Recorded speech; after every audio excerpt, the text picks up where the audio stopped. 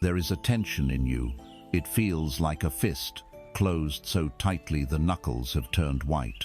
You have been clenching it for years, perhaps your entire life, believing you are protecting something precious inside. You apply pressure, you maintain control, because the world has taught you that your grip is your strength. But look closer. Feel the fine grains escaping through the cracks between your fingers. It is sand. The more desperately you squeeze, the faster it slips away, until all your effort, all your strain, leaves you with nothing but an empty, aching hand. This is the great paradox of your struggle. The fierce determination to hold on is the very action that ensures you lose. Have you ever felt this strain in your own soul? The constant, grinding effort of holding on too tightly, while a silent, deep part of you whispers, begging to let it all go. You feel the pull of ambition, the drive for more, the need to secure the future, to correct the past, to manage the present. And yet, you also feel the profound, bone-deep exhaustion that follows. You are pulled in two directions at once, stretched between the person you think you must be and the person you sense you truly are. This is the battlefield of the modern heart. A quiet war waged between grasping and releasing, between doing and being, between the noise of the world and the silence of your own truth. But for this moment, I invite you here, into this space of quiet. Let the noise fade. This is not an escape, not a place to hide from the battle. It is a sanctuary for confrontation, a training ground for the soul. We are not here to ignore the weight of your life, but to learn how to carry it differently. We are not here to find easy answers shouted from a distance, but to listen to the difficult wisdom that can only be found within.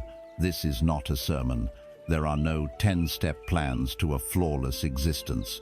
This is an invitation to have a conversation with the part of you that has been drowned out by the clamor of expectation and fear. It is a journey into the heart of that great paradox. How to find power by releasing control. How to find freedom by embracing discipline. How to hold on to what truly matters by first, finally opening your hand. Let us begin with the foundation of your fortress, the very ground upon which you have built your life of quiet desperation. This foundation is called control. It is the oldest, most instinctive tool your mind has ever learned to use. When you were a child, and the world felt impossibly large and chaotic, control was your shield.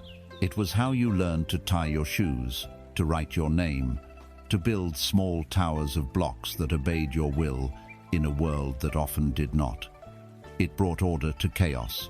It gave you a sense of power, a sense of self. It whispered a promise of safety. If you can just manage the variables, if you can just anticipate the threats, if you can just arrange the pieces correctly, you will not be hurt. This was a necessary strategy for survival, a raft in a vast and unpredictable ocean. We do not condemn it. We must first honor its purpose. We must thank the shield for protecting the fragile being that you were. But a shield, when held up for a lifetime, becomes a wall. And walls, built to protect a small, vulnerable space, eventually become a prison. You are living inside this prison now. It is a structure of your own design, so familiar and so integrated into your being that you no longer see the walls. They are invisible, yet they dictate the dimensions of your entire existence. They are the silent arbiters of what you will and will not do, what you will and will not feel, what you will and will not risk. The tension you feel, that clenched fist we spoke of, is the feeling of your own soul pressing against these invisible walls, yearning for a space larger than the one you have allowed for yourself. What are these walls made of? They are not built of stone or steel. They are forged from something far stronger, your deepest fears. The first wall is the fear of uncertainty. Your mind craves a map. It wants to know the destination, the terrain, the weather for the entire journey of life before it takes the first step. And so, You attempt to draw this map yourself. You plan, you strategize, you create 5-year plans and 10-year goals. You script conversations in your head before they happen. You imagine every possible outcome of a decision, trying to neutralize any chance of surprise. The purpose of all this mental effort is to create the illusion of a predictable world. But life, in its very essence, is unpredictable. It is a wild, untamable force.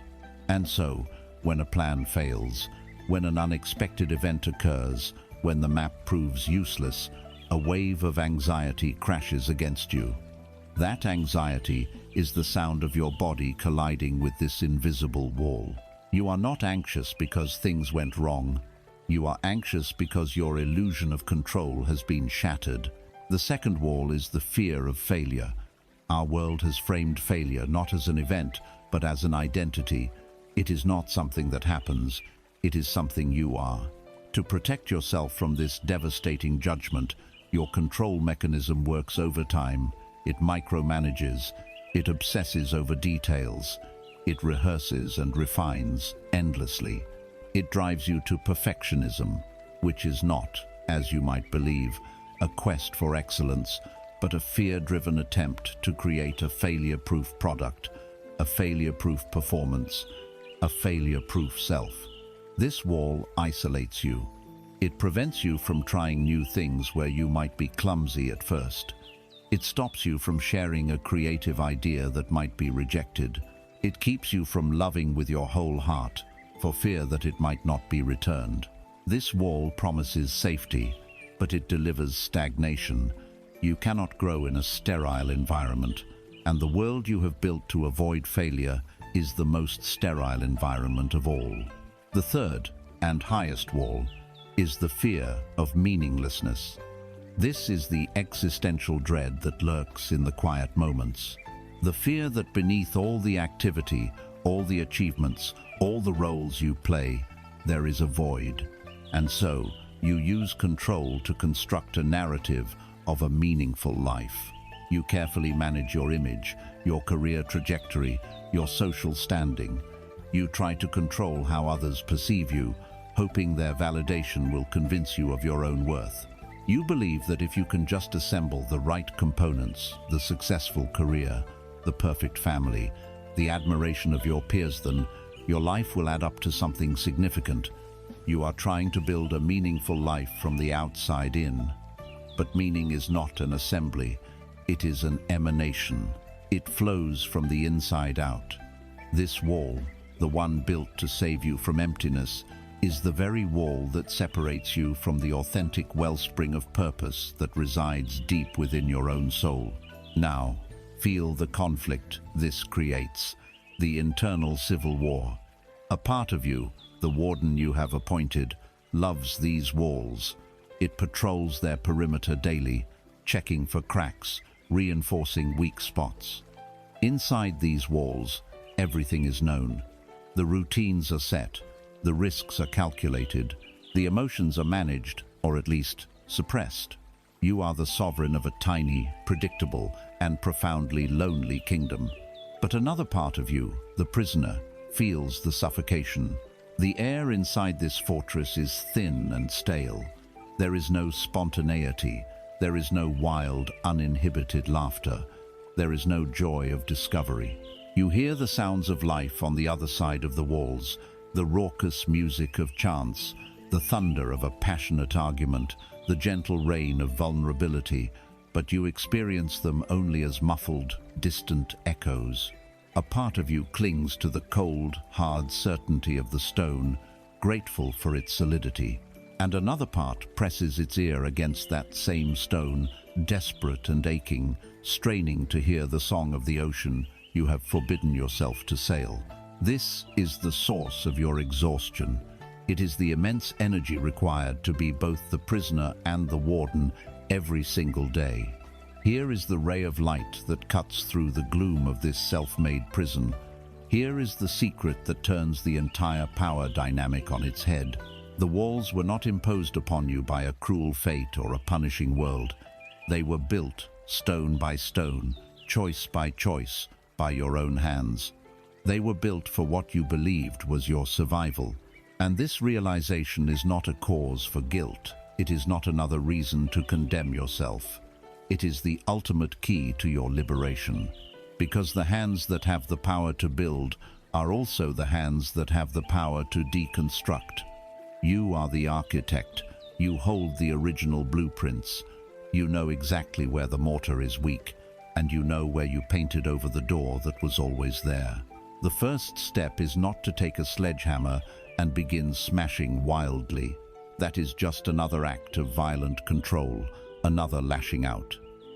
The first, most powerful, and most courageous step is simply to see, to acknowledge the walls for what they are, to stop pretending they don't exist. This requires a new kind of practice, a practice not of doing, but of seeing. Here is the only tool you need for now. We will call it the practice of recognition. Throughout your day, whenever you feel that familiar knot of tension in your stomach, that tightness in your jaw, that shallow breath of anxiety, I want you to pause, just for a moment. Do not try to fix the feeling. Do not distract yourself with your phone or your work. Do not judge yourself for feeling it. Simply stop, take one single conscious breath, and ask yourself a quiet, internal question. What am I trying to control right now? That is all. The goal is not to answer the question with a brilliant analysis. The goal is simply to let the question illuminate the moment. Are you trying to control the opinion of a colleague, the mood of your child, the flow of traffic on the highway, the outcome of a project you just submitted? Are you trying to control a memory from the past, replaying it over and over? Or are you perhaps trying to control the very feeling of anxiety itself, trying to force it to go away? Name it, without drama. Acknowledge its presence. Ah, there it is. The attempt to control the future. There it is. The attempt to control what he thinks of me. See it. And then, let the question hang in the air. Let the light stay on for a moment. You are not fighting. You are not fixing. You are simply bearing witness to the mechanism. You are turning on a light in a room that has been dark for a very, very long time. Do not underestimate the power of this simple act. Every time you do this, you introduce a tiny crack in the invisible wall. You are withdrawing your unconscious consent to be imprisoned. You are reminding yourself that there is a difference between the wall and the one who is aware of the wall. You have spent a lifetime reinforcing these structures through unconsciousness. The journey out does not begin with a violent demolition. It begins with the steady, quiet, and revolutionary act of seeing. And by learning to see the walls, you have already taken the first, most difficult, and most crucial step toward the vast, open world that has always been waiting for you, right on the other side. Now that you have begun to see the invisible walls of your prison, let us examine the territory within them. This cell is not empty.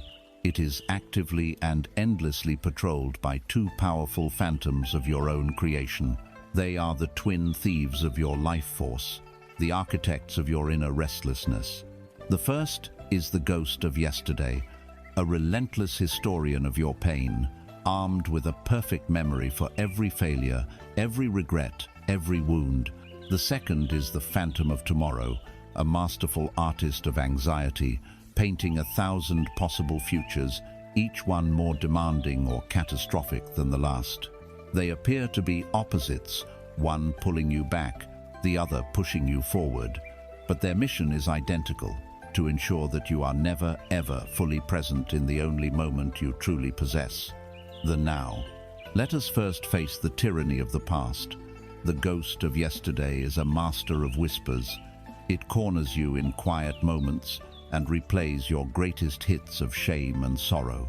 The conversation you wish you could take back, the opportunity you were too afraid to seize, the person you hurt, the moment you felt weak. Your mind clings to these memories with a strange, grim devotion.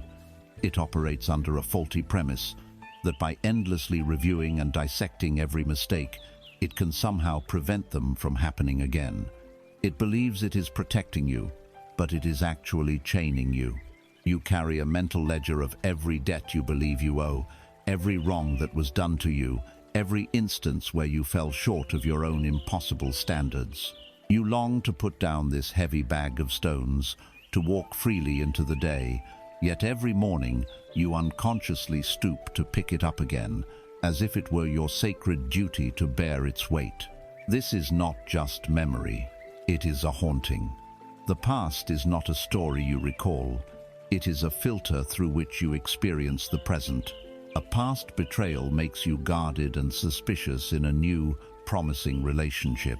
A business failure from a decade ago makes you timid and hesitant before a brilliant new venture.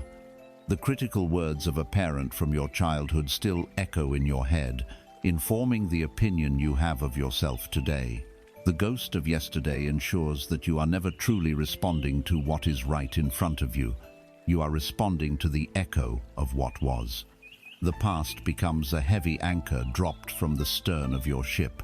It doesn't just slow your progress, it scrapes along the seabed, stirring up mud and silt, clouding the waters of your perception until you begin to believe that this murky, restricted reality is all there is. And the most tragic part of this enchantment is that you are the one who refuses to cut the rope.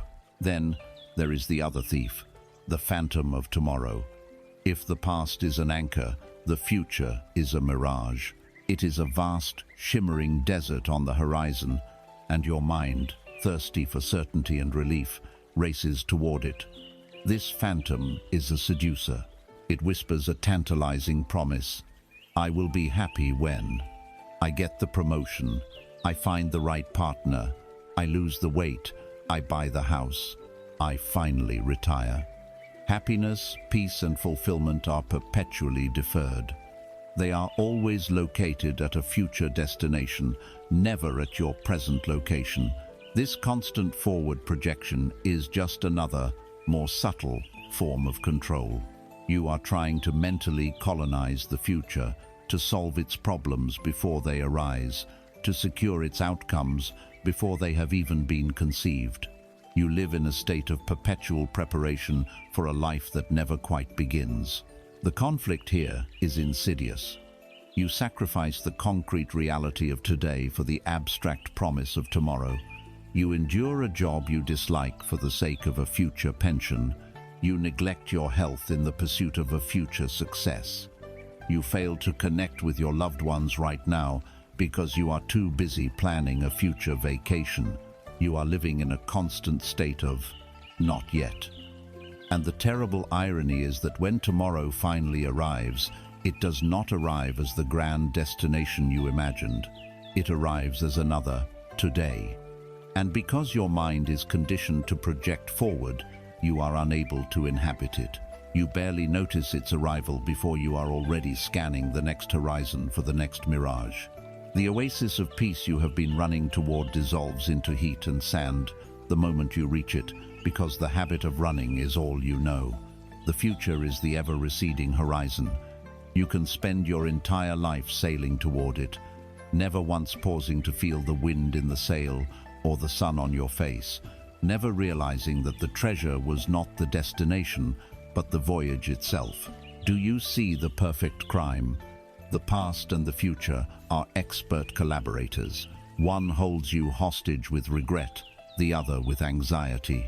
While your attention is kidnapped, your actual life is being stolen from right under your nose. The rich, sensory, irreplaceable experience of being alive is happening right now, and you are missing it. What is being stolen is the taste of your morning coffee, which you barely notice as you mentally rehearse a difficult conversation. What is being stolen is the sound of your child's laughter, which becomes background noise as you worry about next month's bills. What is being stolen is the profound peace of a quiet evening, which is lost to a frantic review of all the things you failed to do today. Your body is here, but your mind is elsewhere. You are a ghost in your own life. The core message, the light that dispels these phantoms, is this: your point of power is not in the past or the future. It is exclusively in the present moment. Letting go of the past does not mean developing amnesia. You do not erase your history, you simply stop allowing it to be your master. You acknowledge it as a story that has been told, not a verdict that is still being rendered. Letting go of the future does not mean abandoning your dreams or ceasing to plan. It means releasing your emotional attachment to the outcome and pouring your full energy into the actions you are taking right now. The past is a memory, a collection of electrical impulses in your brain. The future is a concept, a projection of thought. Only the now is real. It is the only place you can ever feel, act, love, create, or change. It is the only ground solid enough to stand on. To reclaim this ground, you need a practice, a simple, repeatable action that trains your mind to come home. We will call it anchoring in the now. For 5 minutes each day, find a place where you can sit undisturbed. Your goal is not to stop your thoughts. That is impossible, and the attempt will only create more struggle. Your goal is to gently shift the focus of your awareness from the world of thought to the world of your senses. Begin with hearing. Close your eyes and simply listen. What do you hear? Don't rush to label the sounds as car, bird, or refrigerator. Just receive the raw vibrations. Notice the pitch, the volume, the rhythm. There are layers of sound, from the most distant to the most intimate sound of your own body. Let your awareness be a vast, open space, and let the sounds pass through it without resistance. Next, bring your awareness to the sense of touch. What can you feel? Notice the pressure of the chair supporting you. Feel the texture of your clothes against your skin. Be aware of the temperature of the air on your hands and face. Is there a breeze? Notice the solidness of the floor beneath your feet. Your body is a constant source of sensation, a direct link to the present moment. Explore it with your attention. Now, your breath. Without changing it, just notice it. Feel the cool air enter your nostrils. Follow it as it fills your lungs. Notice the subtle pause before you exhale. Feel the warm air as it leaves your body. Your breath is the rhythm of life itself, an anchor that is always with you. It is never in the past or the future. It is always, unfailingly, now. Your mind will wander. This is not a failure. It is what minds do. It will be seduced by the ghost of yesterday or the phantom of tomorrow. The practice is not to prevent the wandering. The practice is the moment you realize you have wandered. In that moment of realization, gently, without any judgment or frustration, guide your attention back. Back to a sound, back to a sensation, back to your breath. Every single time you do this, you are strengthening a muscle. It is the muscle of presence. You are choosing the real over the imaginary. You are casting your vote for now. This is how you begin to starve the phantoms. You are learning to politely, but firmly, decline their invitation to abandon your life. You are teaching your mind, through patient repetition, that its true home is not in the graveyards of regret or the deserts of anxiety. Its home is right here, in the warmth of your own skin, in the rhythm of your own breath, in the vibrant, pulsing, miraculous aliveness of this very moment. If the phantoms of past and future are the thieves of your presence, then we must now meet the master who employs them. There is an entity within you that thrives in the realms of memory and projection, for it cannot survive in the simple light of the present moment. It is the narrator of your life story, the ceaseless commentator, the internal lawyer, judge, and jury. It is the voice in your head that never, ever stops talking. This voice is the sound of your ego. We must approach this subject with great care, for the ego is a master of disguise, and its favorite disguise is you. It will use your own voice to convince you that it does not exist, or that it is your truest friend. Our task is not to wage war on it. War is the ego's favorite game. Our task is simply to see it clearly, to understand its nature without being drawn into its drama. The ego is a mental construct, a survival mechanism that began forming in your infancy. Its first and most fundamental act is to create a sense of me. It does this by drawing a line in the sand of existence, creating a profound sense of separation. Me versus you, my body versus your body, my thoughts versus your thoughts, my success versus your failure. This separation is its foundational principle. Once the me is established, the ego's lifelong project begins to define, defend, and enhance this me. It builds its fortress with the bricks of identity. It gathers labels and clings to them. I am a doctor. I am an artist. I am a parent. I am a survivor. It identifies with possessions, my house, my car, my ideas. It identifies with beliefs, my politics, my religion, my opinions. It even identifies with its wounds, my trauma, my struggle, my illness. These are not just descriptions.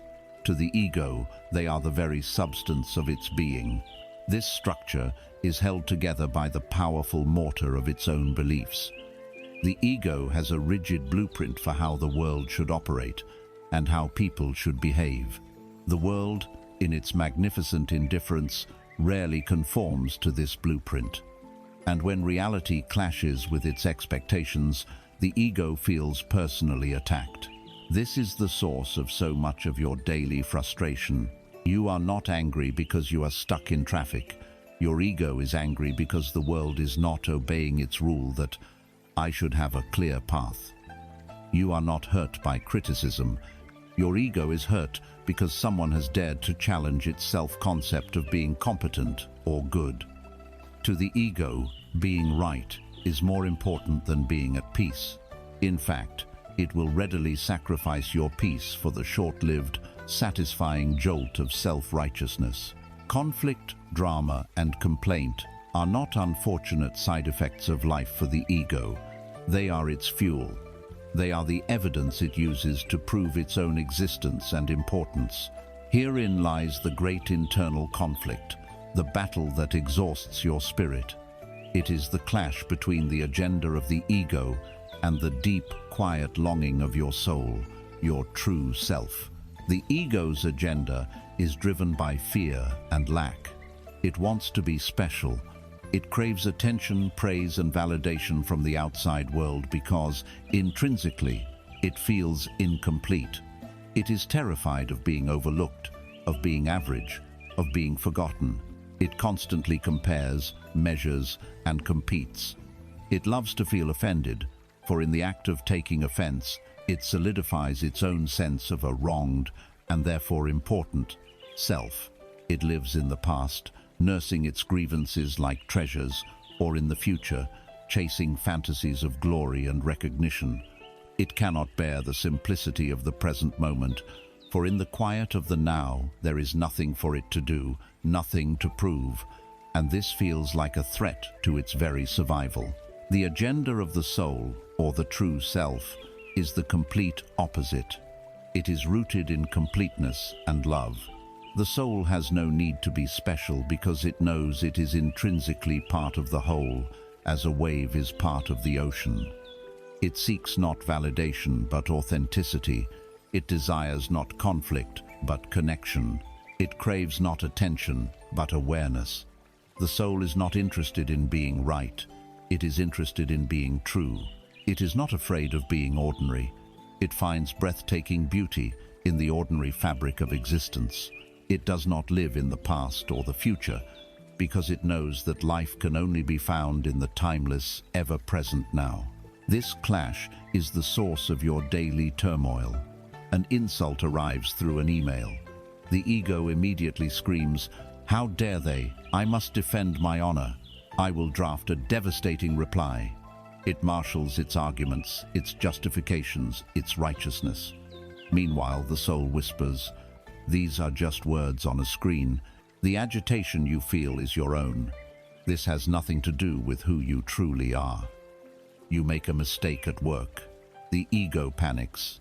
"I am a failure. My reputation is ruined." Everyone will see that I am an imposter, the soul observes quietly. An error was made. What can be learned from this? How can it be corrected? You see another person's success on social media. The ego contracts with jealousy and comparison. Why not me? My life is lacking. The soul feels a sense of shared humanity.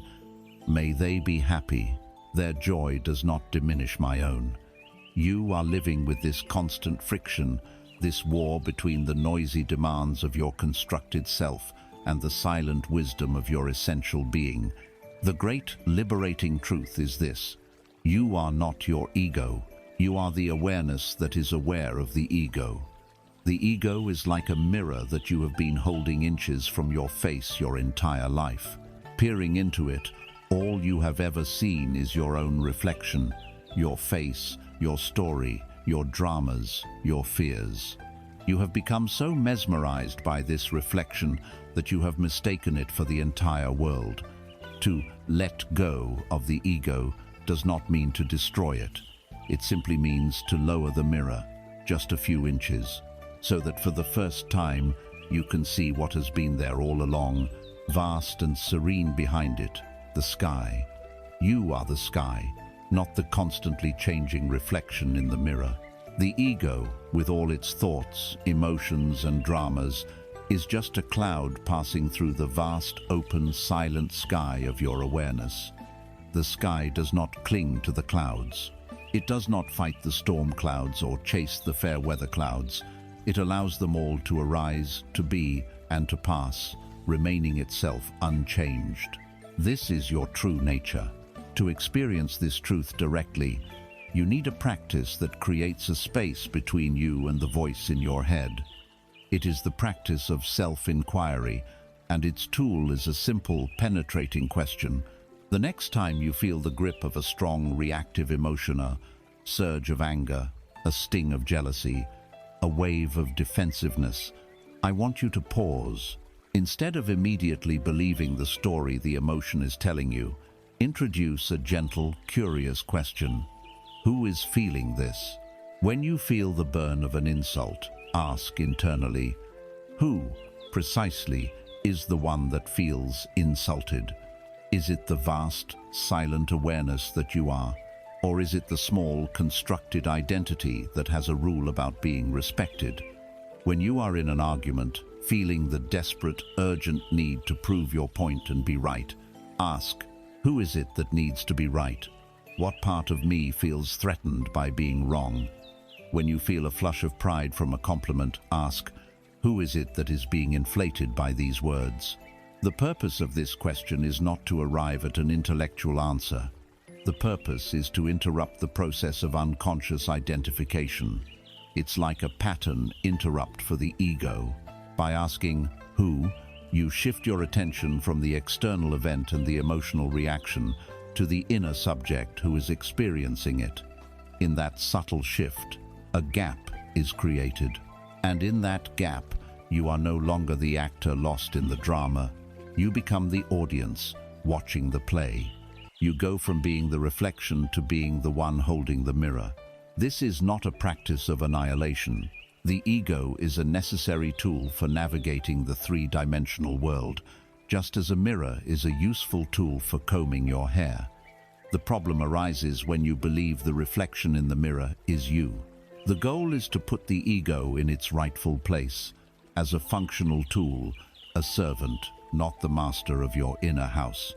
By learning to observe it without judgment, you stop feeding it with your unconscious attention.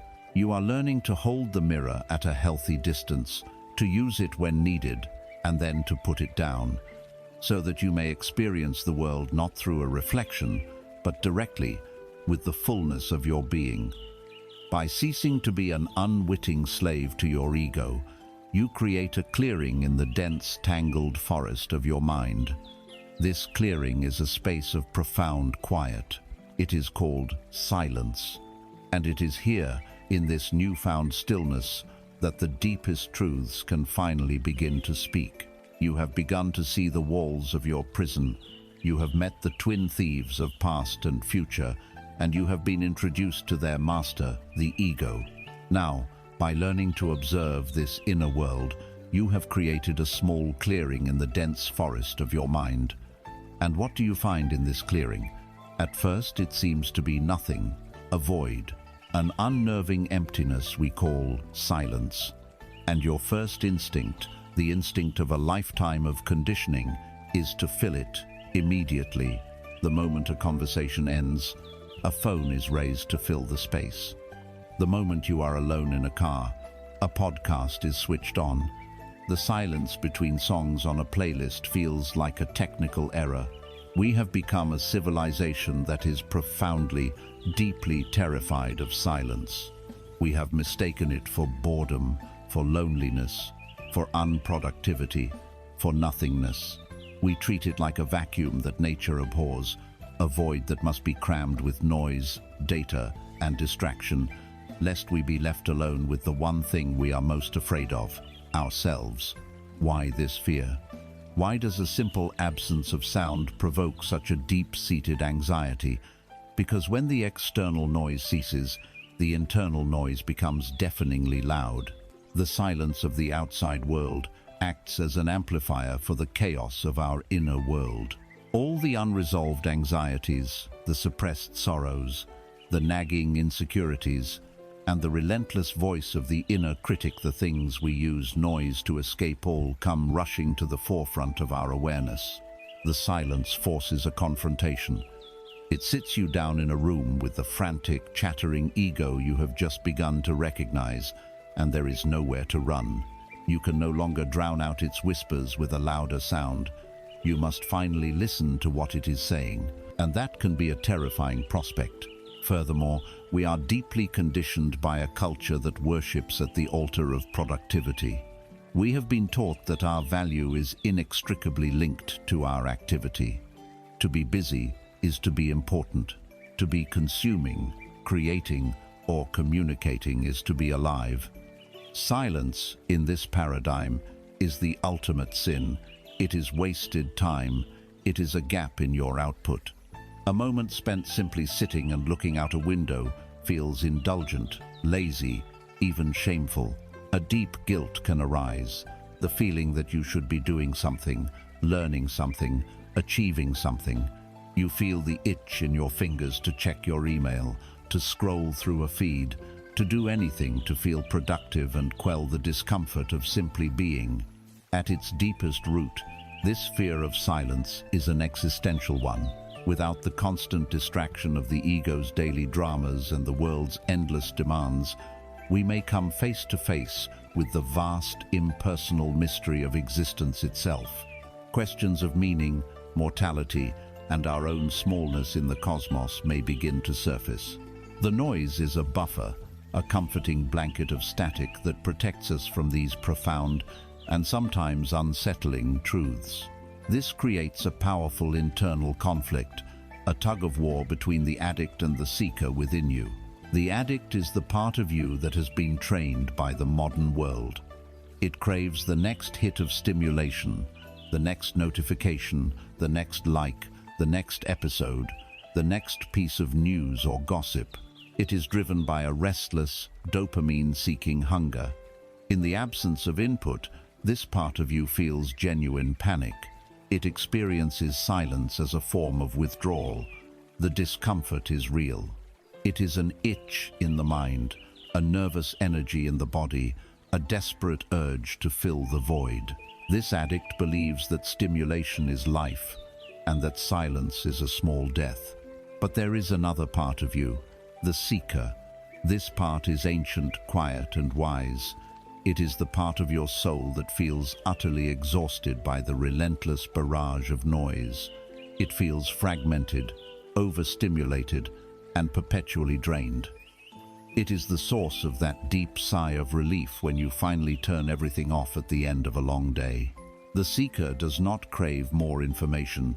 It craves clarity. It does not want more distraction. It wants integration and peace. It knows, on a deep, intuitive level, that the peace it longs for cannot be found by adding one more thing, but only by taking things away. Every unoccupied moment of your day is a battlefield where these two forces clash. Do you reach for the phone to feed the addict, to fill the uncomfortable space with more noise? Or do you, just for a moment, deny the craving and allow the space to simply be, to nourish the seeker who is desperate for a moment of quiet? Here is the truth that can resolve this conflict. It is a fundamental reframing of the entire concept. Silence is not empty, it is full. You have been looking at the stormy, chaotic surface of the ocean and believing that this is its true nature.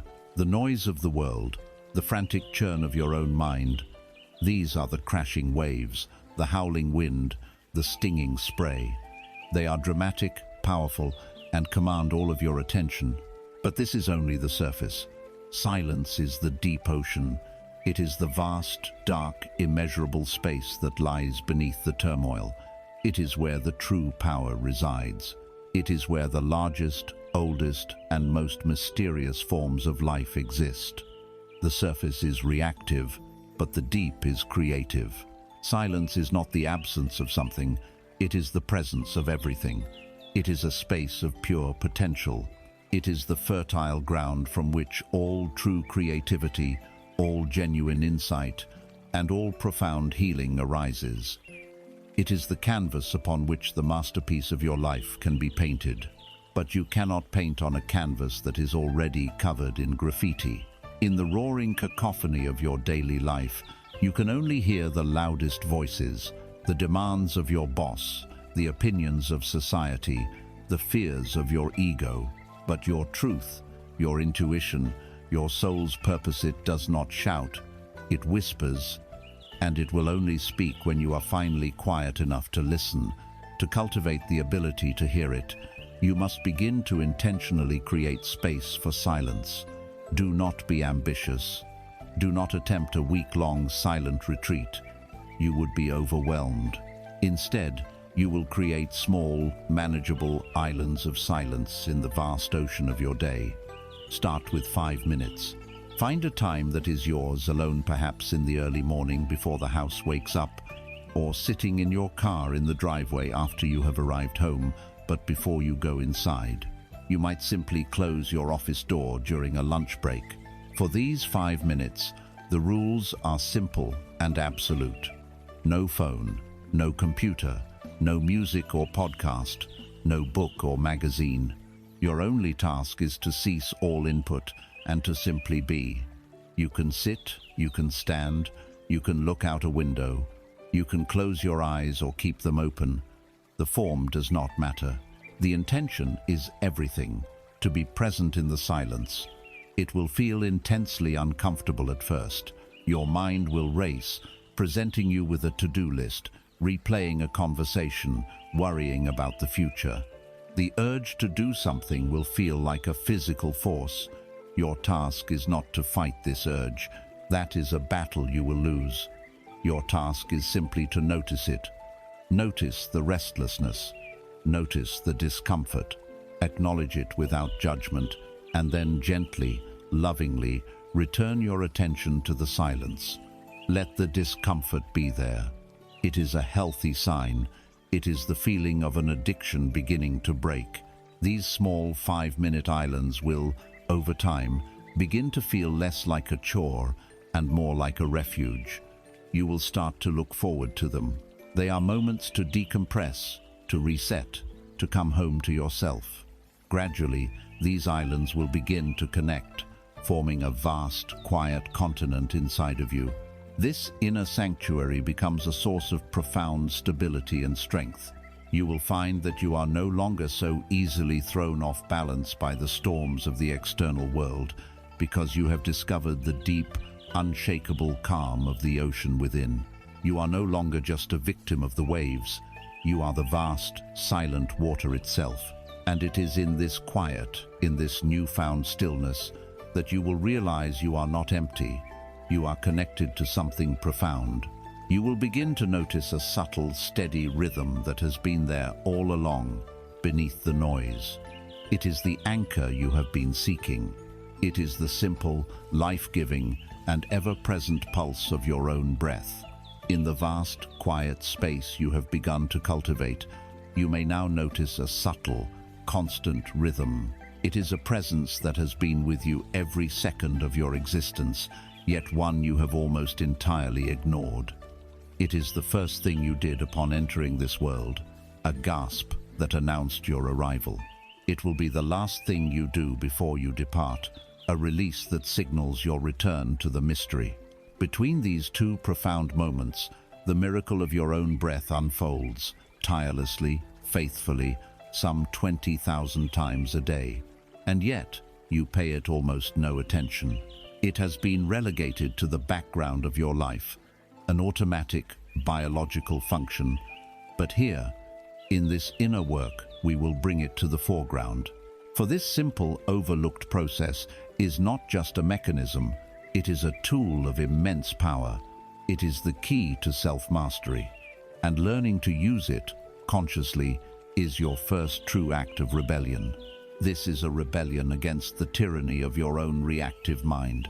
To understand this, you must first understand the intimate, unbreakable link between your mind and your breath. For your entire life, your breathing has been a mirror of your inner state. When your mind is agitated with anxiety, churning with worries about the future, your breath becomes shallow, rapid, and erratic, residing high in your chest. This pattern of breathing sends a primal signal of danger to your nervous system, which in turn releases stress hormones, creating more physical anxiety, which then feeds more anxious thoughts. It is a perfect, self-perpetuating cycle of fear. When you are consumed by anger, your breath can become sharp and forceful, or you might hold it in moments of intense rage, starving your body of oxygen and amplifying the pressure within. In the depths of sadness, your breath might manifest as deep, shuddering sighs, a body surrendering to the weight of sorrow. In all these cases, the breath is a slave to the whims of your thoughts and emotions. Your mind writes a chaotic script, and your breath unconsciously acts it out. The rebellion begins when you decide to flip the script.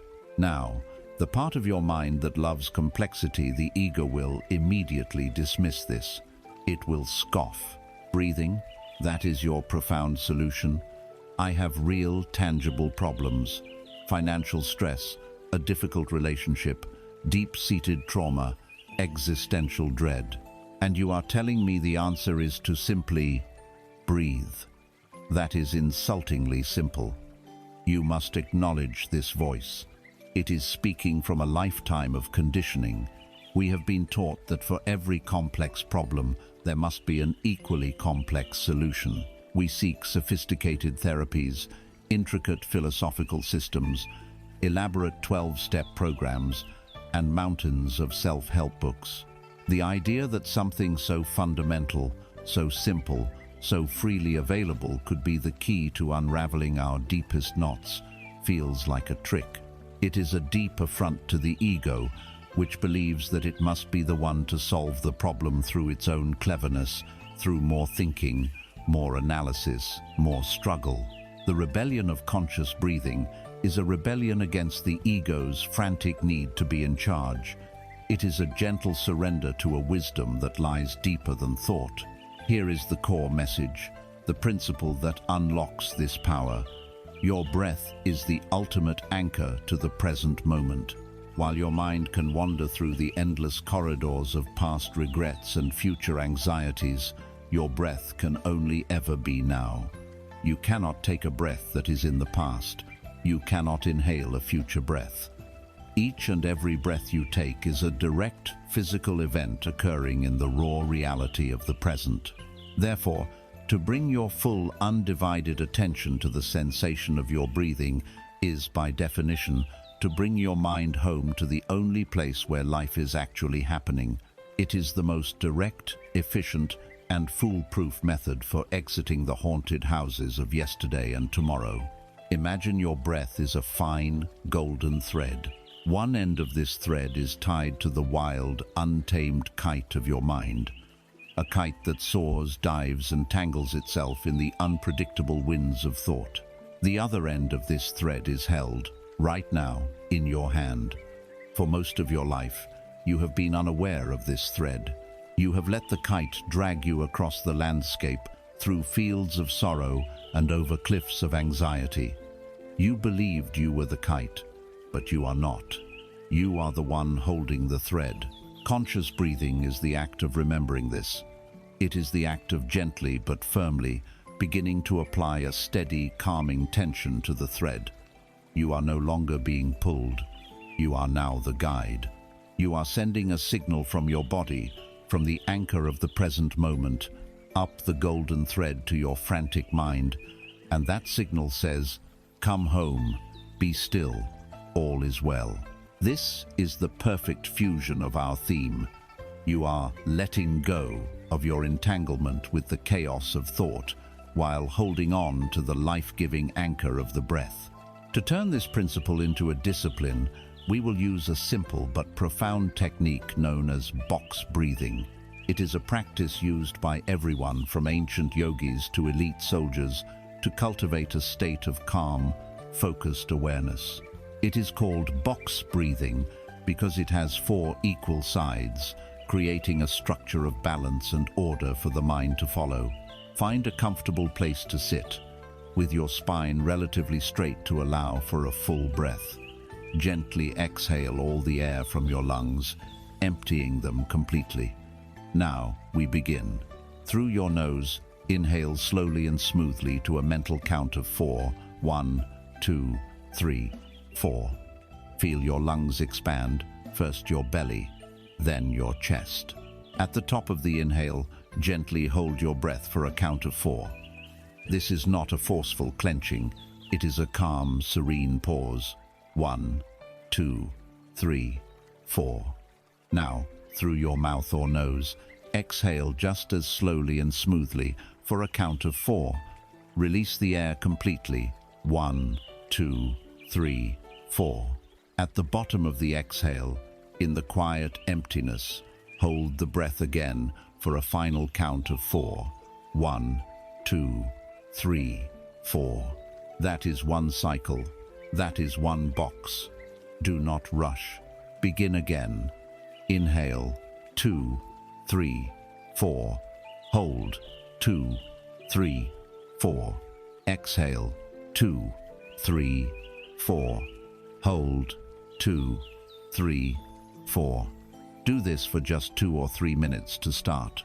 The steady rhythm and the act of counting occupy the analytical mind, giving it a simple task to focus on instead of its usual worries. The gentle holding of the breath tones your nervous system, directly counteracting the fight or flight response. You are consciously telling your body that it is safe, and your body, in turn, will relay that message of safety back to your brain. You are intervening in the vicious cycle of anxiety and creating a virtuous one of calm. Do not mistake this for a mere relaxation technique. This is a profound act of reclaiming your own sovereignty. Every time you consciously choose to breathe in this balanced way, you are casting a vote. You are voting for order over chaos, for calm over reactivity, for the present moment over the phantoms of your mind. You are interrupting the lifelong habit of unconscious reaction and intentionally creating your inner state. This is not passive. It is the first and most fundamental act of self-creation. You are learning to handle the golden thread of your own life force. You are remembering that you are not the storm-tossed kite, destined to be thrown about by every gust of thought and emotion. You are the steady, present, and powerful hand that can guide the kite home, back to the calm, clear center of your own being. With this anchor of the breath now firmly in your grasp, you are finally equipped to navigate the turbulent waters that lie ahead. You are ready to stop being swept away by the river of your thoughts, and instead, to become the calm, unwavering witness on its shore. With the anchor of the breath firmly in your hand, you are now equipped for the real work. You are ready to turn your attention inward and face the most turbulent, relentless, and powerful force you will ever encounter, the stream of your own consciousness. Your mind is a river. It has been flowing since the moment you were born, and it will not stop flowing until the moment you die. It is a ceaseless torrent of memories, plans, judgments, fantasies, snippets of music, inner arguments, and half-formed ideas.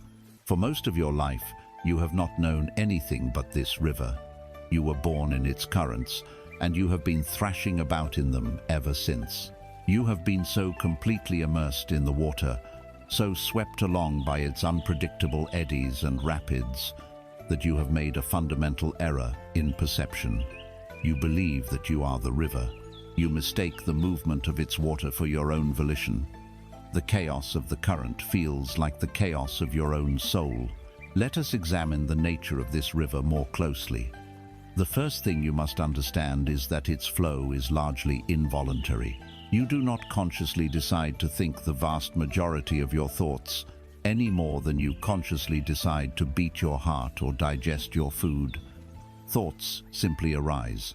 They bubble up from the deep wells of your conditioning, your past experiences, and your biological imperatives. They are mental weather. And just like the weather, they are, for the most part, impersonal. You watch the news and a thought of anger arises. You see an advertisement and a thought of desire arises. You remember a mistake and a thought of shame arises. This process is largely automatic. Yet, the hypnotic power of this river is so strong because it constantly speaks in the first person. It uses the words I, me, and mine. It says, I need to do this. I can't believe she said that. What will happen to me? The ego, the narrator of your story, claims authorship of every drop of water in this river, making you believe that you are personally invested in its every twist and turn. Faced with this relentless current, humanity has traditionally adopted one of two flawed strategies. The first is that of the fighter. This is the person who, having heard of the benefits of a quiet mind, decides to stop the river. They stand in the middle of the torrent, bracing themselves, and try to build a dam with the sheer force of their will. They try to clear their mind and stop thinking. This is a heroic but utterly futile and exhausting struggle. Trying to stop thought with more thought is like trying to flatten a restless ocean with an iron.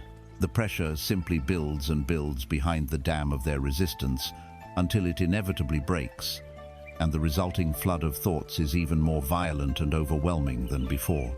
This person lives in a state of constant inner battle, always feeling like they are failing at meditation, failing at being peaceful, because the river will simply not obey.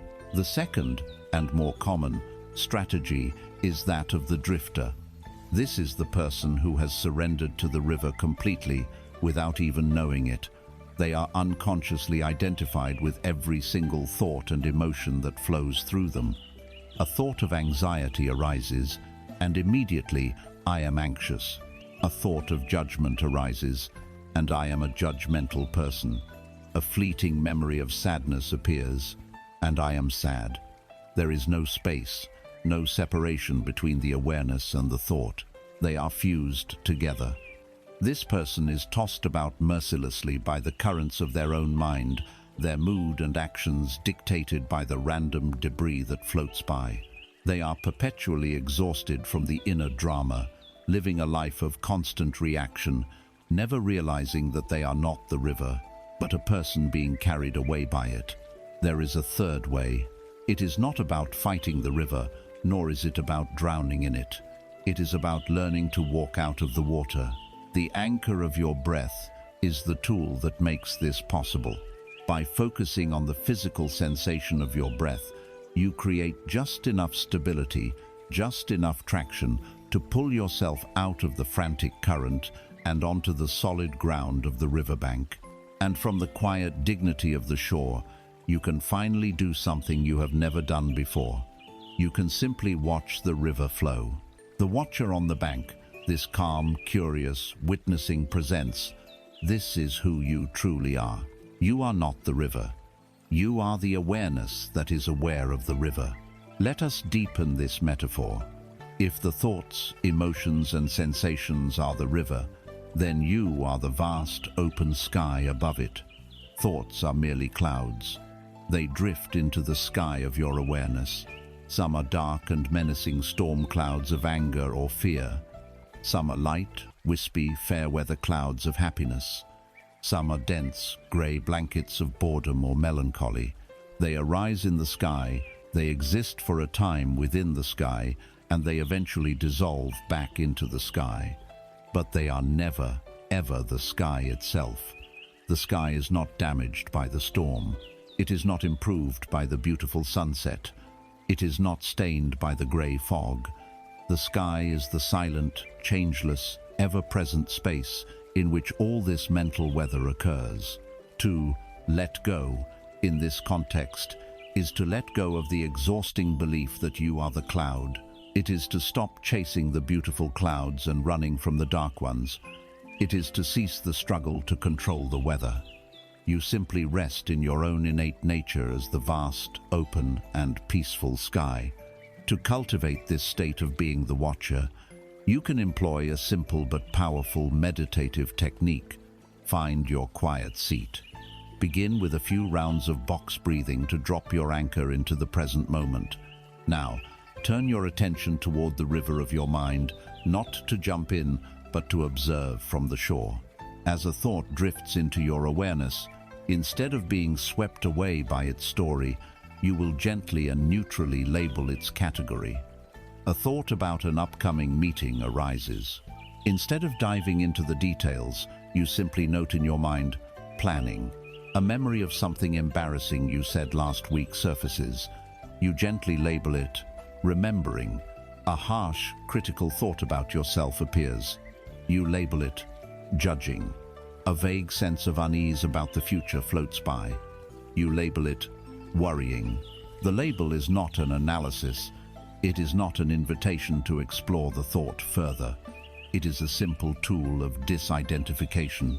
The act of labeling turns the thought from a subjective reality that has consumed you, I am worried about this meeting, into an objective mental event that you are observing. Planning is compuple happening. It keeps you on the riverbank. It creates a space between the watcher and the thought. After you apply the label, you simply let the thought cloud drift by on its own and gently return your focus to the anchor of your breath until the next one appears. You will do this over and over again. The practice is not to have fewer thoughts. The practice is to be less consumed by them. This changes everything. You are not trying to stop the river. You are realizing the river doesn't have the power to move you unless you jump into it. You are changing your fundamental relationship to your own mind. You are moving from being a drowning victim in the drama to being a wise geologist, studying the river's currents and contents with a calm, detached curiosity. With each moment of mindful observation, the space between you, the sky of awareness, and your thoughts, the passing clouds, begins to widen. And in this space, you will find a profound peace and freedom that does not depend on the river being calm. The peace comes from knowing you are not the river. As you become more established on this riverbank of awareness, you will begin to notice something interesting. Most of the thoughts in the river are noisy, repetitive, and fear-based. They are the voice of the ego. But occasionally, a different kind of insight might arise. It does not shout. It doesn't create drama. It feels less like a product of the frantic mind and more like a quiet truth that emerges from the silent sky itself. To hear these whispers of your own intuition, you must first learn to distinguish them from all the other noise. And to do that, you must first let go of the truths that have been imposed upon you by others, so you can finally recognize the authentic voice of your own being. You are now standing on the shore, watching the ceaseless river of your mind. You have an anchor in the breath, and you have learned to create a space between yourself, the silent, watching sky, and the chaotic weather of your thoughts. Now, we must undertake a more courageous task. We must examine the very composition of the river's water. We must ask, where did these thoughts, these beliefs, these currents of desire and fear actually come from. The uncomfortable truth is that your mind, in the way you experience it, is not entirely your own. It has been colonized. Before you could even form your own original thoughts, you were given the thoughts of others. Before you could feel your way toward your own values, you were handed a set of pre-approved truths. Your mind, at birth, was like an empty house, full of silent, open rooms. Then, the world began to furnish it. Your parents brought in the heavy, foundational furniture of safety, love, and fear. Your teachers laid down the carpets of knowledge and discipline. Your culture and society papered the walls with images of success, beauty, and a good life. Your religion installed the windows through which you were taught to see the world. Each piece of furniture, each rug, each picture on the wall was a belief, a definition, a truth. This is what success looks like: a good education, a prestigious career, a large income. This is what happiness is: finding a partner, getting married, having children. This is how to be a good person. Be polite, don't cause trouble, put others first, be selfless. We do not say this to lay blame. These furnishings were given to you, for the most part, with the best of intentions, to prepare you for the world.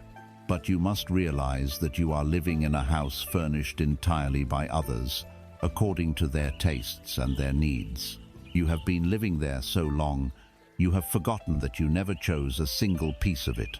This inherited architecture of belief creates a profound internal conflict that defines the lives of most human beings. It is the conflict between the comfort of conformity and the deep, persistent ache of inauthenticity. There is an undeniable safety in living within this furnished house. The script has been written for you. The path is well trodden. If you follow the rules, want the right things, and achieve the expected milestones, you are rewarded with society's most coveted currency: approval. You receive the validation of your family, the respect of your peers, and the reassuring sense of belonging. Following the map drawn by others ensures that you will not get lost in the terrifying wilderness of the unknown. It offers certainty, but this certainty comes at a cost. The cost is your own soul. While one part of you clings to the safety of this script, another, deeper part of you feels a quiet suffocation. It is a subtle but constant sense of being an imposter in your own life. It's the feeling of climbing a ladder only to realize near the top that it was leaning against the wrong wall. It's the low-grade depression that hums beneath the surface of an apparently successful life. It is the silent, desperate question that arises late at night.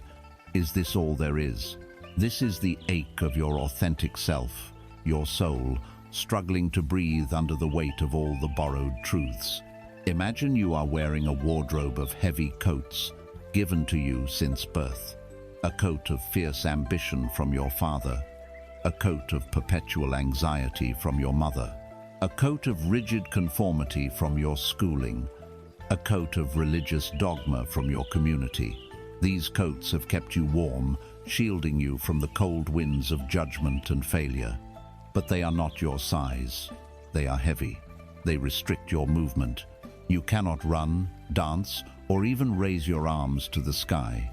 Beneath all these layers, you have forgotten the feeling of the air on your own skin. You are so burdened by the weight of what you should be, you have no energy left to discover who you are. Here is the core message that can set you free. The journey back to yourself does not begin by finding new answers. It begins by cultivating the raw courage to question all the old ones. Your primary spiritual task is not to live up to the truths of others, but to excavate your own. This requires a profound act of letting go. You must be willing to let go of the certainty of the map. You must be willing to take off the ill-fitting coats, even if it means feeling cold and exposed for a time. You must be willing to stand in the disorientation of not knowing. This is terrifying for the ego, which defines itself by its knowledge and beliefs. But it is the single most liberating act for the soul. This is not a process of learning, but of unlearning. It is not about adding more furniture to the house, but about having the courage to carry the old pieces out into the yard, to see which ones, if any, you truly wish to bring back inside. To begin this radical process of self-excavation, you need a sacred space for honesty. Take a piece of paper and a pen, or open a blank document on a screen. This is a private conversation. This is for your eyes only. The purpose here is not to perform, but to discover. At the top of the page, write this question: what is success really to me? Now, write. Do not stop to think or edit. Let your hand move. Let go of all the shoulds. Forget the images from magazines, the expectations of your family, the definitions of your peers. If you had no one to impress, no one to disappoint, what would a successful life feel like? Perhaps success for you is not a title or a salary. Perhaps it is the freedom to manage your own time. Perhaps it is the courage to create your art, regardless of whether it sells. Perhaps it is a deep sense of inner peace, a quiet mind. Perhaps it is having a body that is healthy and strong. Be brutally, beautifully honest with yourself. Let the voice that has been silenced for so long finally speak. When you feel you have exhausted that question, start a new page. Write, what is happiness really to me? Is it truly found in acquiring more things? Is it in a romantic partner, or is it in the quality of solitude you can cultivate? Is it in grand peak experiences, or is it in the simple sensory pleasure of a cup of tea on a quiet morning? Let go of the cultural fairy tales. Explore what genuinely, authentically brings a sense of joy and contentment to your being. Do this with all the big words: love, freedom, purpose, a good life. The point of this exercise is not to arrive at a final, perfect set of answers. The point is to begin the conversation. The act of writing bypasses the conscious, conditioned mind and allows a deeper wisdom to surface. You are drilling for your own oil, mining for your own gold. This is the beginning of taking off the heavy coats. As you identify a belief that is not truly yours, you can consciously, lovingly, let it go. You may feel a strange sense of loss, a chilling exposure. The feeling of not knowing who you are or what you want can be disorienting at first. But for the first time, you will begin to feel the air on your own skin.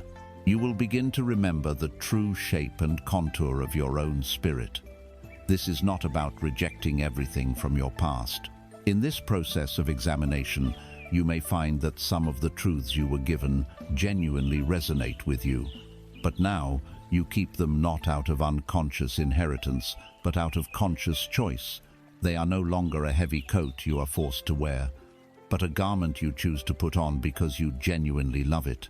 This process of letting go of borrowed truths can be painful. As you shed these layers, you may unearth deep emotions that were buried beneath them. The grief for a life lived according to someone else's rules, the anger at feeling so constrained for so long, the fear of stepping into a future you must now design for yourself. To continue this journey toward wholeness, you must not run from this pain. You must learn to face it, to hold it, to listen to its wisdom. For within this discomfort lies the sacred fire of alchemy, the transformative process that turns the lead of your suffering into the gold of your own authentic truth. As you stand in the clearing of your own awareness, having begun to shed the heavy coats of borrowed truths, you will find that the ground beneath your feet is not always solid. This work of self-excavation is not a clean or painless process. It is a form of deep spiritual surgery, and it unearths what has been long buried. As you let go of a belief you have held for a lifetime, a wave of grief for the years you lived under its shadow may arise. As you recognize how you have constrained yourself to fit in, a surge of righteous anger may surface. As you face the open territory of a future you must now create for yourself, a tremor of profound fear may shake you. Your instinct, the primal, deeply ingrained instinct of every living creature will be to run, to turn away from this pain. Pain, in all its forms, emotional, psychological, existentially, is the great adversary of the human experience. Our entire civilization, with its endless entertainments, its myriad comforts, and its sophisticated pharmacology, can be seen as an elaborate and desperate attempt to avoid it. From the moment we are born, we learn that pain is bad, a signal that something is wrong, an experience to be eliminated as quickly as possible. And so we have become masters of avoidance. We numb our emotional pain with food, alcohol, and mindless scrolling. We suppress it with a stoic, "I'm fine," locking it in the basement of our psyche. We distract ourselves from it with frantic busyness, ensuring our schedules are so packed that there is not a single silent moment for the feeling to emerge. But here is the paradox that lies at the heart of so much of our suffering. Your flight from pain is the very thing that perpetuates it. Pain that is not met, not felt, not honored with your presence, does not simply disappear. It is a form of energy, and it cannot be destroyed. It is merely pushed down into the shadows of your being, and from there, it runs your life. The unprocessed grief from a past loss mutates into a chronic, low-grade depression.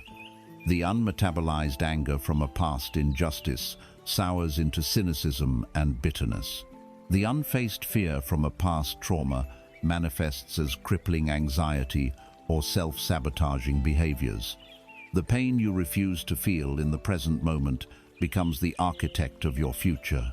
You are haunted not by the original wound, but by your refusal to properly tend to it. This creates a constant, draining internal conflict. It is the battle between the instinct to flee and the soul's deep wisdom that knows it must stay. When a wave of genuine pain arises, the sharp sting of rejection, the hollow ache of loneliness, the hot flush of shame, your body's alarm system screams, "Threat, danger, evacuate immediately." It feels, on a physiological level, like a matter of life and death. Your muscles tense, your heart races, and your mind desperately seeks an exit: the phone, the refrigerator, the bottle, the argument. This is the overwhelming urge to flee. But another part of you, the quiet seeker that has been growing stronger through this work, intuits a different truth. It does not panic. It whispers, "Stay, be still, do not run." What is this, really? It senses that what you are running from is not the feeling itself, but the memory of being overwhelmed by it in the past. It knows that this time can be different. This moment, right here, is a crossroads. The choice you make in this moment, the choice between instinctively fleeing or consciously staying, is the choice between remaining a victim of your past and becoming the alchemist of your own healing. To make this choice, you must fundamentally reframe your relationship with pain. Pain is not your enemy. It is not a punishment or a mistake in the system. Pain is a messenger. It is a precise, intelligent, and compassionate signal from the deepest part of your being. It is a form of sacred communication. It arrives to tell you that a wound needs your attention, that a false belief is causing you harm, that you are out of alignment with your true self. To run from the messenger is to refuse delivery of the most important messages of your life. To numb the pain is to shoot the messenger before you have even read the letter. We will now learn to do something radical. We will welcome the messenger. We will turn toward the fire. Imagine your pain is an alchemical fire. Your lifelong habit has been to pull your hand away from it, to avoid being burned. But what if you are not the hand? What if you are a piece of raw, unformed iron? The fire of pain, when met with the cool, steady container of your conscious awareness, does not destroy you. It begins a process of purification.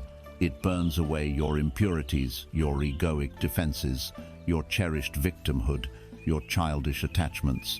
It softens the rigid, brittle parts of you, making you malleable. It tempers you, strengthens you, and forges you into something new, something useful, something beautiful, a blade of resilience, wisdom, and compassion. This is the alchemy. The lead of your raw, unprocessed suffering is transformed into the gold of integrated strength. And the alchemical vessel that makes this transformation possible is your own loving, non-judgmental awareness. Letting go, in this context, is the most courageous act of all. It is letting go of your resistance to the fire. To make this alchemy practical, we will use a simple practice grounded in neuroscience. Research has shown that the actual physiological lifespan of an emotion and the rush of chemicals through your bloodstream is only about 90 seconds. The suffering that lasts for hours, days, or years is not from the initial wave of emotion, but from the mental loop we create by thinking about it, judging it, and telling ourselves stories about it. We keep reigniting the fire with the fuel of our thoughts. This practice allows the initial wave to pass through without adding more fuel. The next time you feel a strong, difficult emotion begin to arise, anger, fear, shame, I want you to try this. Do not fight it. Do not flee from it. And do not indulge the story in your mind that is attached to it. Instead, set a mental timer for 90 seconds. For that minute and a half, your only job is to become a curious, compassionate explorer of the raw physical sensations of the emotion in your body. Drop your awareness out of your head and into your body. Where does the emotion live? Is it a tightness in your throat? A burning heat in your face? A heavy, hollow ache in the center of your chest? A churning knot in your stomach? Get specific. Do not use judgmental words like terrible or unbearable. Use neutral, descriptive language as if you were a scientist observing a phenomenon. There is pressure behind my eyes. There is a vibrating sensation in my arms. There is a coldness in my feet. Breathe into these sensations. Do not try to make them go away. Simply offer them the space of your awareness. Be with them. Watch them with a gentle curiosity as they peak, as they shift, and, if you do not feed them with more thought, as they eventually begin to subside, all on their own. You are not the emotion. You are the vast, safe space in which the emotion is allowed to happen. You are the vessel holding the alchemical fire.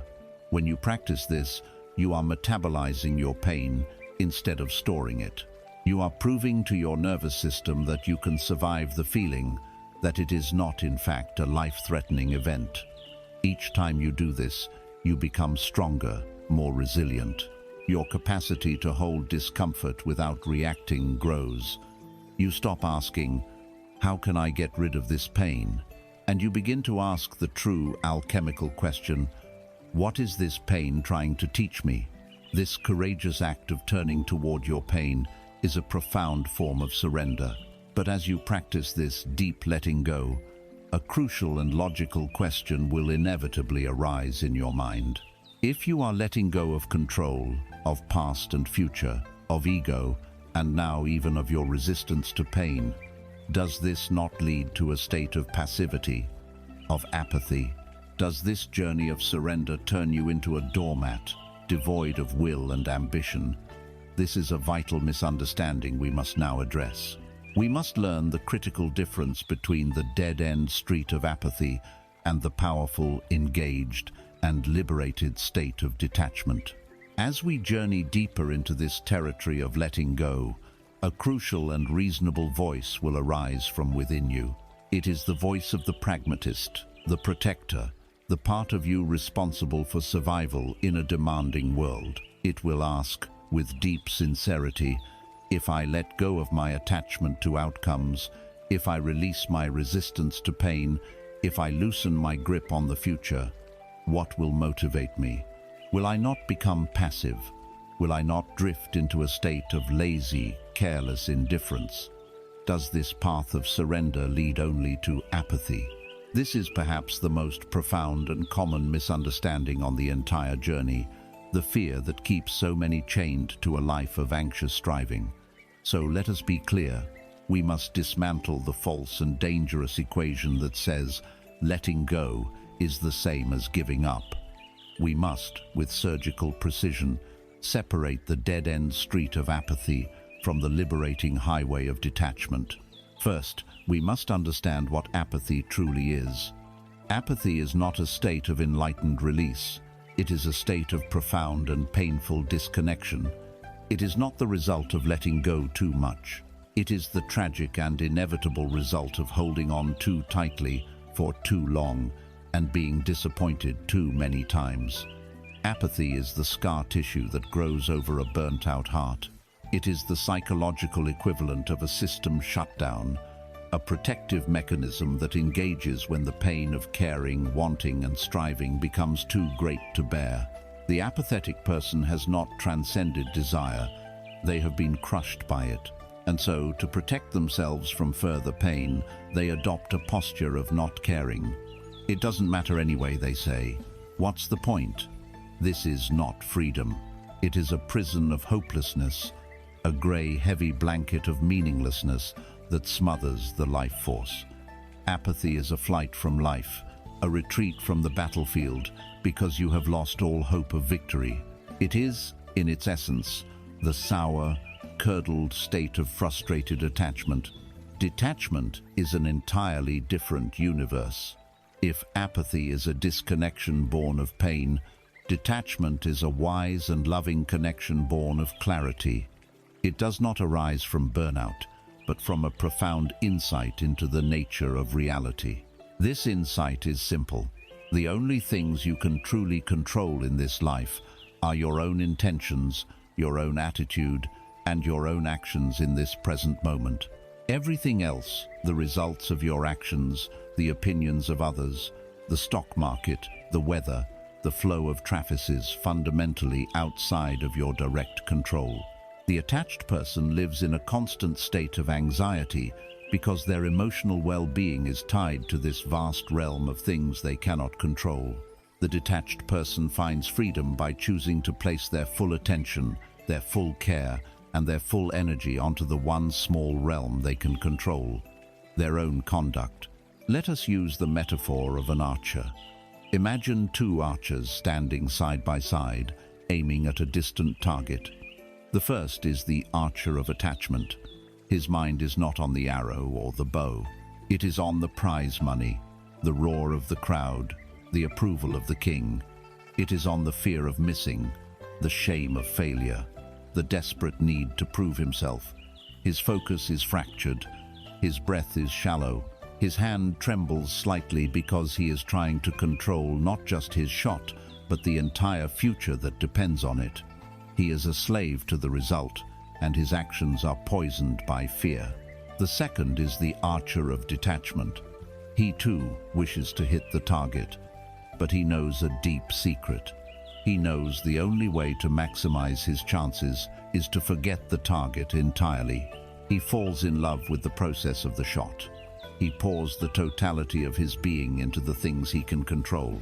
He feels the solid ground beneath his feet. He notices the precise tension of the bowstring. He becomes one with the smooth, controlled drawing of his arm. He masters the stillness of his own body and the calm rhythm of his breath. His focus is 100% on the integrity of the action itself. He executes the shot with purity and presence, and then he lets the arrow fly. He releases it, and he releases his attachment to its flight path. He has done his part. The rest is up to the wind and the world. His joy, his fulfillment, and his sense of mastery are found in the perfect execution of the shot, not in whether the arrow strikes the bullseye. This is the heart of the matter. Detachment is not about not caring. It is about caring so deeply, so completely, about the quality of your actions that you refuse to be distracted by the uncontrollable theater of results. You do the right thing because it is the right thing to do, not because of the reward it might bring. You write the book because you love the act of writing, the dance of words, the process of creation, not because you are obsessed with the bestseller list. You build the business because you believe in the service you are providing, and enjoy the challenge of solving problems, not because you are fixated on a future valuation. You love your partner by showing up with presence, kindness, and integrity today, not by neurotically trying to secure their affection for the next 50 years. This is a fundamental shift in your locus of concern. Imagine two circles. The outer, larger circle is your circle of concern. It contains all the things you care about: your health, your family, your career, the state of the world. The inner, smaller circle is your circle of influence.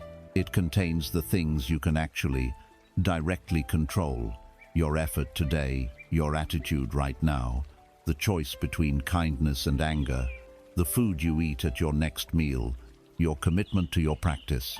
The attached person lives emotionally in the outer circle, consumed by worry and desire for things they cannot control. This is the recipe for anxiety and impotence. The detached person anchors their energy and identity firmly within their circle of influence. They pour their care into their effort, their attitude, their actions. They let go of the rest, knowing that by focusing with excellence on what they can do, they have the best possible effect on the things they can't. This is the essence of letting go without giving up. To make this a living practice, choose one area of your life where you feel the anxious grip of attachment. It could be your work, a creative project, a fitness goal, or a relationship. For 1 week, consciously change your definition of success. Your new goal is no longer to get the promotion, or sell the painting, or lose 5 pounds. Your new goal is to fall in love with the process. If your goal is work-related, then for this week, success is defined by how much presence and excellence you bring to each task, regardless of your boss's reaction. If you are a writer, success is the joy you find in crafting a single beautiful sentence, not the number of pages you complete. If you are a runner, success is focusing on the rhythm of your feet on the pavement and the feeling of your breath in your lungs, not the time on your watch. At the end of each day, judge your success not by the external outcome, but by the internal quality of your engagement. This is true freedom. It frees you from the brutal emotional roller coaster of praise and blame, success and failure. Your sense of well-being is no longer a hostage to the fickle whims of the world. It is generated from within. You become like the master craftsman who finds his deepest satisfaction not in the final sale of the chair, but in the scent of the wood, the perfect fit of a joint, the smooth finish under his hand. The ultimate quality of the chair is a natural byproduct of a beautiful process, not the desperate aim of an anxious one. This state of powerful, detached action requires a deep well of inner fortitude. It demands a strength that is not aggressive, but resilient and enduring. It requires the often misunderstood and much maligned quality of self-discipline, as a form of self-punishment, but as the ultimate act of self-love that makes this entire journey of freedom possible. There is perhaps no word in the language of personal growth more misunderstood, more feared, and more maligned than the word discipline. Say it aloud and feel its associations. It lands with a thud. It tastes of punishment, of restriction, of joyless, rigid, military-style order. It evokes images of a harsh drill sergeant, a stern schoolmaster, or a monkish ascetic denying all of life's pleasures. The free, rebellious, spontaneous part of your spirit naturally recoils from it. It feels like the enemy of freedom, the antithesis of the very letting go we have been exploring. And so, we must approach this topic with immense care, for our task is to reclaim this powerful word. We will strip it of its punitive, oppressive armor and reveal it for what it truly is, the highest and most practical expression of self-love, and the very architecture of true freedom. Our aversion to discipline comes from a fundamental misunderstanding. We confuse external discipline with self-discipline. External discipline is imposed upon you from the outside. It is the authority of a parent, a teacher, or a boss. Its primary motivation is the fear of punishment or the desire for a reward. It often breeds resentment and a secret desire to rebel, because it is not aligned with your own intrinsic will. Self-discipline, however, is a completely different force. It arises from within. Its motivation is not fear, but love. It is a profound act of respect for the future self you wish to become. It is the wise, adult part of you, making a choice on behalf of the impulsive, childlike part of you that wants immediate gratification. Think of it this way. The person who drags themselves out of a warm bed to meditate on a cold morning is not punishing themselves. They are performing an act of love for the person they will be in 1 hour, 1 day, and 1 year, a person with more peace and clarity. The person who chooses to eat a nourishing meal instead of processed junk food is not denying themselves pleasure. They are expressing love for the future self, who will have more energy and vitality. The artist who sits down to face the blank page, even when they feel completely uninspired, is demonstrating a deep love for the future self, who will have a finished manuscript. Self-discipline is the active, present-day care you give to your future self. It is the ultimate form of self-parenting, where you provide the gentle, firm guidance you know you need, even when you don't feel like it. This is the great internal conflict that plays out dozens of times a day. It is the battle between two wolves that live inside you. The first is the wolf of instant gratification. This wolf is primal, powerful, and deeply seductive. It lives only in the now and seeks only two things: to maximize pleasure and to avoid discomfort. It is the voice that whispers, "I'll do it tomorrow. Just one more episode. You've had a hard day. You deserve to skip your workout." Its arguments are always compelling because they offer the immediate reward of comfort and ease. The second is the wolf of wise intention. This wolf is quieter, but its vision is long. This is the part of you that holds the blueprint for the person you aspire to be. It understands the law of cause and effect. It knows that great lives are not built on grand, sweeping gestures, but on the accumulation of small, consistent, daily choices. Its voice is not a command, but a quiet reminder. You will feel so much better after you do this. This choice is aligned with who you truly want to become. Your future self will thank you for this. Every moment of choice to hit the snooze button or to get up, to open the book or to open social media, to make the difficult phone call or to procrastinate, is a moment where you feed one of these two wolves. And the wolf you feed is the one that grows stronger. Here we find another of life's great paradoxes. True freedom is not the absence of structure. It is a direct result of the right structure. Discipline is the structure of freedom. Imagine your life's energy, your potential, is a great and powerful river. Without discipline, this river has no banks. It spreads out thin across a vast landscape, becoming a stagnant, shallow swamp. It has no direction, no force, no power to change anything. It goes nowhere. Discipline is the act of building strong levees, of creating banks for this river. This act of containment does not imprison the river, it liberates its power. By giving the river direction and depth, you free it to flow with immense force. It can now carve canyons, generate immense energy, and travel thousands of miles to reach the sea. The banks are not the river's prison. They are the architecture of its freedom. So it is with your life. The financial discipline of consistently saving and investing creates the freedom to quit a job you despise, to travel, or to weather a crisis. The physical discipline of regular exercise and healthy eating creates the freedom of a body that is strong, capable, and energetic, free from many of the limitations of illness. The creative discipline of daily practice creates the freedom of mastery, the liberation of being able to express your innermost world with skill and confidence. Freedom is not the permission to follow your every whim.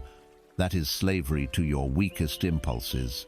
True freedom is the strength and capacity to choose your response, to direct your life, to consciously create your reality. And that strength is built, choice by choice, through the loving application of self-discipline. This is the very essence of letting go without giving up. You are courageously letting go of the seductive call of your momentary feelings, your laziness, your comfort, your fear, your desire for distraction. You are releasing your attachment to the whim of the moment, and in doing so, you are holding on to something far more valuable and enduring: your commitment to your higher self. You are demonstrating that your vision for your life is more important than your mood. We know that building this muscle can feel overwhelming. The gap between where you are and where you want to be can seem too vast.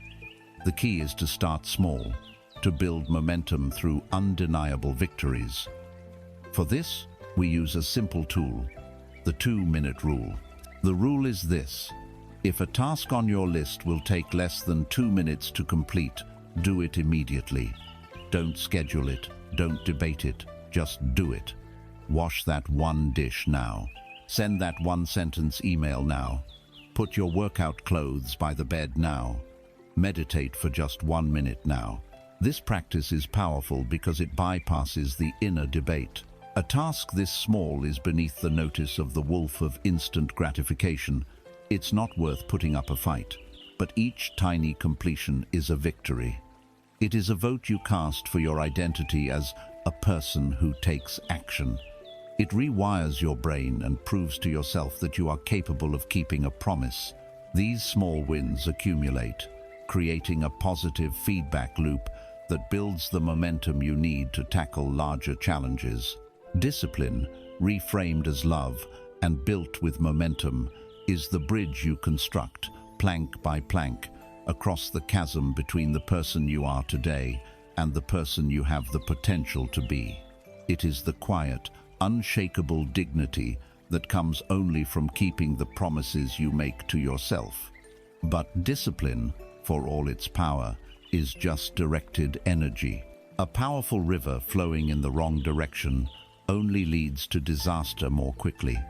The strong levees of discipline must be aligned by an inner compass, a force that gives them meaning and direction.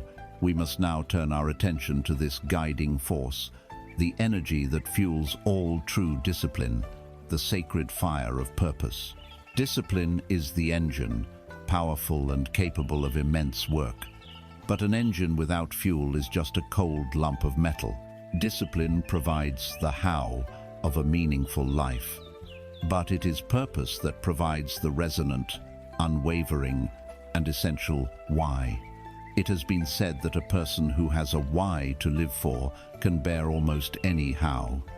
They can endure hardship, sacrifice, and pain, not as a victim, but as a willing participant in a journey that has meaning. Without a why, life becomes a series of hollow actions. Even the most disciplined efforts feel empty. You can have the perfect schedule, the perfect diet, the perfect workflow, but you will feel like a ship with a powerful engine and a flawless hull, motoring in endless circles on a vast, empty ocean. This feeling of purposeless drift is the source of our deepest existential ache. Our search for this purpose, however, is often misguided, leading to more anxiety than it resolves. We have been taught a myth about purpose. It is the myth of the grand singular calling. We imagine purpose is a kind of hidden treasure we must find, a lightning bolt of revelation that will strike us one day, bestowing upon us a clear and dramatic mission statement for our lives. We read stories of people who knew from the age of 6 that they were destined to be a surgeon or a musician, and we feel deficient because we have not had such a cinematic experience. The question, "What is my purpose?" becomes a source of immense pressure, another standard against which we find ourselves falling short.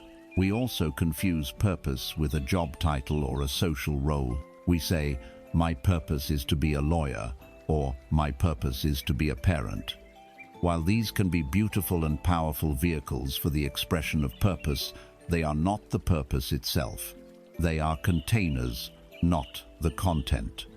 This confusion is dangerous.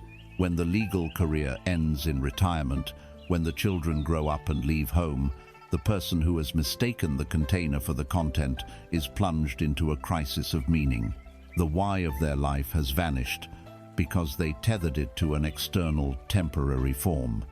In this frantic search, we look everywhere, but the one place purpose can actually be found. We look out there for a cause to save, a world to change, a legacy to build. This external search is often another trick of the ego, which wants a purpose that will sound impressive at a dinner party, a purpose that can be measured and validated by others. This creates an internal conflict between the purpose you think you should have and the purpose that quietly, authentically resonates within you. The performed purpose is the one you adopt because it aligns with the values of your family or society. You might say, "My purpose is to help people," and so you pursue a career in social work, yet you feel drained, resentful, and ineffective. You are performing the role of a helper, but the deep, energizing resonance of purpose is absent. You are playing a part in a play written by someone else, and even if you receive a standing ovation, your soul feels hollow backstage. The resonant purpose is something else entirely. It is not a grand statement, it is a feeling. It is a quiet, inner sense of rightness, of alignment, of aliveness that arises when you are engaged in certain activities. It is the feeling of time dissolving when you are absorbed in your work or your art. It is the deep satisfaction you feel from a task well done for its own sake. It is the intrinsic joy you find in the action itself, not for the praise it will bring or the money it will generate, but simply for what it is. The head chooses the performed purpose because it sounds logical and respectable. The heart and soul feel the resonant purpose. The conflict of modern life is that we have been taught to trust the noisy logic of the head over the quiet, undeniable wisdom of the heart. Here, we must reframe our entire understanding. Purpose is not a destination you must find on a map. Purpose is a compass that you already possess. A map is rigid. It shows you one path. It creates attachment to a specific route and a final destination. If you encounter an unexpected mountain or a flooded valley, a map becomes useless and a source of frustration. A compass, however, is fluid and freeing. It does not tell you the route. It does not show you the terrain. It simply, constantly, and reliably points north. It gives you a direction, not a destination. Your purpose is your inner north. It is not a job title. It is a direction, a quality of being. For one person, north might be creativity. For another, it might be connection. For others still, it might be growth, service, justice, or peace. This compass is your connection to your most authentic self, and it allows you to navigate the unpredictable terrain of life with integrity and grace. At any crossroads, facing any choice, big or small, you no longer have to ask, what is the right thing to do according to the map? You can now ask a more powerful question: which of these options leads me north? Which choice is more aligned with creativity? Which action will deepen connection? Which path will foster growth? This liberates you from the anxiety of needing to know the entire plan. You only ever need to know the direction of the next step. This is the essence of not giving up. You never give up on your journey north. Your route may change, you may stumble, you may even get lost for a while, but you always know which way to reorient yourself. To discover your own personal north, you do not need a lightning bolt from the heavens. You simply need to become a detective of your own soul, a student of your own resonance. You must gather clues. Take out your journal and spend time in quiet contemplation with these questions. Be honest, there are no right answers. First, what activities in my life make me lose all track of time? The state of flow is a powerful clue from your soul, indicating you are perfectly engaged and aligned. Second, what did I love to do as a child? before the world told me what I should be doing and what was practical. What did you do simply for the unfiltered joy of it? Third, what topics or subjects could I read about, talk about, and learn about for hours on end without ever growing bored? This points to your natural, intrinsic curiosities. Fourth, what kind of problem, injustice, or brokenness in the world makes me feel not just sad, but angry and energized? Righteous anger is often a signal that a core value is being violated, and it can point toward a purpose of service. And finally, a most crucial question: what am I willing to struggle for? What is a pain I am willing to endure? Purpose is not always blissful.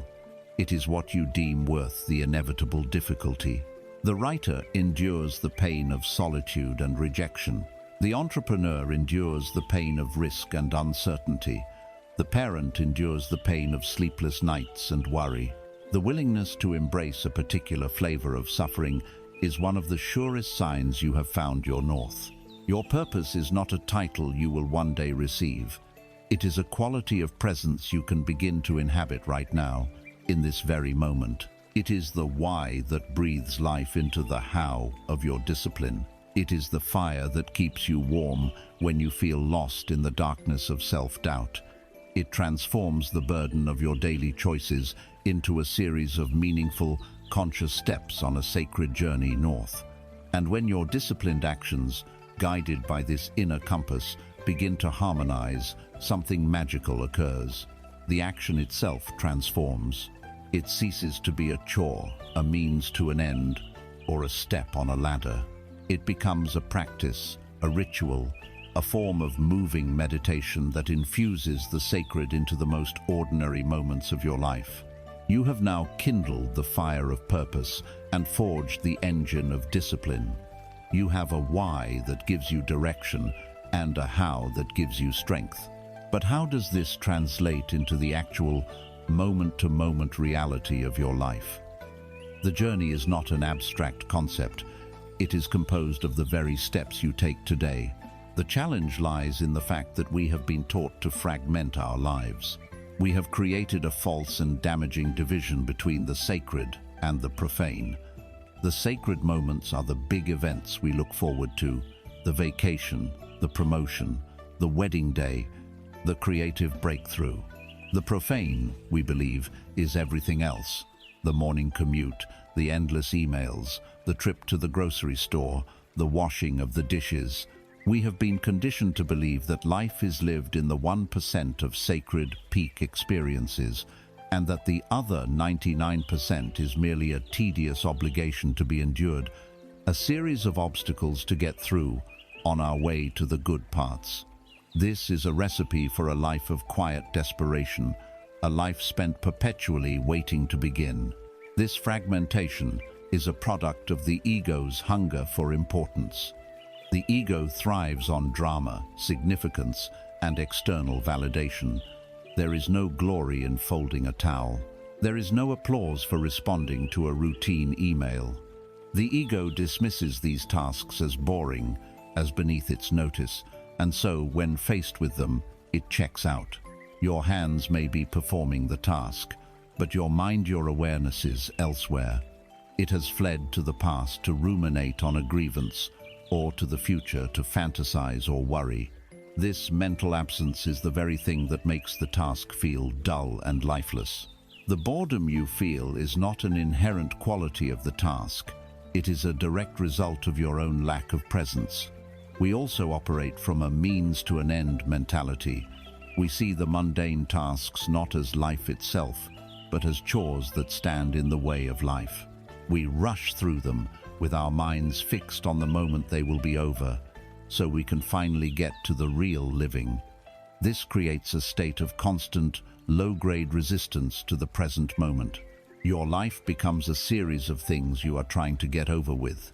This creates a deep internal conflict between the ingrained habit of mental escape and the emerging desire for presence. When you are faced with a mundane task, a voice of resistance immediately arises. I don't want to do this. This is a waste of my time. This is so boring. This resistance creates a layer of mental and emotional friction, a static of negativity that makes the experience even more unpleasant. The suffering you feel comes not from the act of washing the dish itself, but from your fierce internal resistance to the fact that you are washing a dish. This resistance is the friction between your reality and the ego's story about where it should be and what it should be doing. To escape this friction, the mind flees, leaving your body to go through the motions like an automaton. You are never whole, never fully inhabiting your own life. The great spiritual traditions of the world offer a radical solution to this fragmentation. The core message is this: the sacredness of an action is not determined by the what, but by the how. It is the quality of your awareness, the depth of your presence, that transforms an act from profane to sacred. You can sit in a beautiful cathedral with a distracted, chattering mind, and the experience will be hollow. You can, however, wash a single teacup with the totality of your being, with a spirit of loving, focused attention, and it can become a profound meditation, an act of communion with reality itself. The what is irrelevant, the how is everything. Imagine a master potter at her wheel. She does not see the lump of wet clay as a messy obstacle to be overcome on the way to a finished vase. She loves the entire process.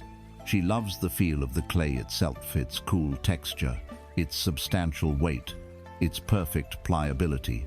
Her full attention, her care, her love, her presence is infused into the clay through her hands. The beautiful vase that eventually emerges is not the goal she was desperately striving for. It is the inevitable, natural byproduct of a process that was performed with total reverence and presence. This is the state we must learn to cultivate. You can bring this same quality of reverent attention to the clay of your own ordinary life. This practice is the ultimate unification of letting go and not giving up. You powerfully let go of your ego's judgment that a task is boring, unimportant, or beneath you. You let go of the frantic desire to be finished, to be somewhere else, to be doing something else. You release your resistance to the reality of the present moment, and, at the same time, you do not give up on bringing the highest possible quality of excellence and presence to the action itself. You commit to performing even the smallest act with the dignity and grace of a master. To make this a living reality, you must consecrate a chore. Choose one routine, mundane task that you normally perform on autopilot or with a sense of resistance. It could be making your bed, brushing your teeth, folding the laundry, or preparing your morning coffee. For 1 week, you will treat this simple chore as your primary spiritual practice. Before you begin, pause, take one conscious, deliberate breath. Set a clear intention in your mind. For the next 5 minutes, this action is the most important thing in the universe. My entire world will be contained within this task. As you begin, engage all of your senses as if for the first time. If you are washing the dishes, don't just see a dirty plate. Notice its specific weight and shape. Feel the warmth of the water enveloping your hands. See the iridescent shimmer of the soap bubbles. Hear the sound of the sponge scrubbing the surface. Smell the clean, fresh scent of the soap. Your mind, out of lifelong habit, will wander. It will leap to the future or retreat to the past. This is not a failure. It is simply the nature of the mind. Your practice is to notice the wandering and gently, without any judgment or frustration, guide your awareness back to the feeling of the water, back to the sound of the scrubbing, back to the reality of the task at hand. Your goal is not to finish the dishes quickly. Your goal is to be fully, radically present for the washing of the dishes. The implication of this simple practice is profound. It dissolves the artificial wall between the sacred and the profane. It collapses the distinction between your spiritual life and your real life. When any action can become a meditation, your entire life becomes your monastery. Your kitchen sink becomes as sacred as any altar. You stop waiting for life to begin. You realize it has been happening all along, in every small, overlooked moment. You stop living for the 1% of peak experiences and start discovering the quiet beauty and deep meaning woven into the 100% of your actual, ordinary, and now extraordinary life. You finally understand that freedom is not found in escaping the present moment, but in learning to inhabit it so completely, so reverently, that it becomes holy. This practice of infusing every action with presence requires a deep flexibility of spirit. It asks us not to fight against the current of life, but to learn to move with it, skillfully and gracefully. Sometimes this means acting with the focused, purposeful intention of the potter shaping the clay. At other times, however, it means yielding, bending, and flowing with forces beyond our control. We must now explore the profound and often misunderstood strength that is found not in rigid resistance, but in the wise, powerful, and deeply intelligent art of surrender. Having learned to infuse our actions with the sacred quality of presence, we must now turn to a complementary and equally vital art, the art of non-action, of wise and powerful yielding. Our culture lionizes the fighter. We are raised on stories of heroes who defy the odds, who push through immovable obstacles, who conquer their circumstances through sheer force of will. We are taught to be the oak tree, standing proud and rigid against the storm, never backing down. To yield, to bend, is often framed as weakness, as failure, as surrender in its most negative sense. But what if this is a profound misunderstanding of power? What if not all battles are meant to be fought? What if some walls are not meant to be smashed through, but flowed around? Let us now explore the immense, paradoxical strength that is found not in resistance, but in the intelligent grace of yielding. The instinct to resist is deeply ingrained in us. It is a function of the ego.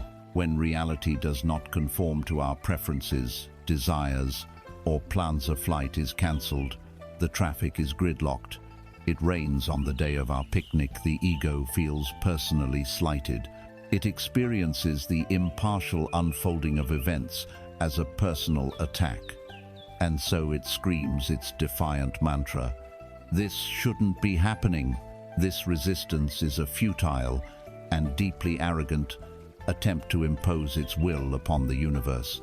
It is a declaration of war on what is, and in this war, you waste a colossal amount of your life force.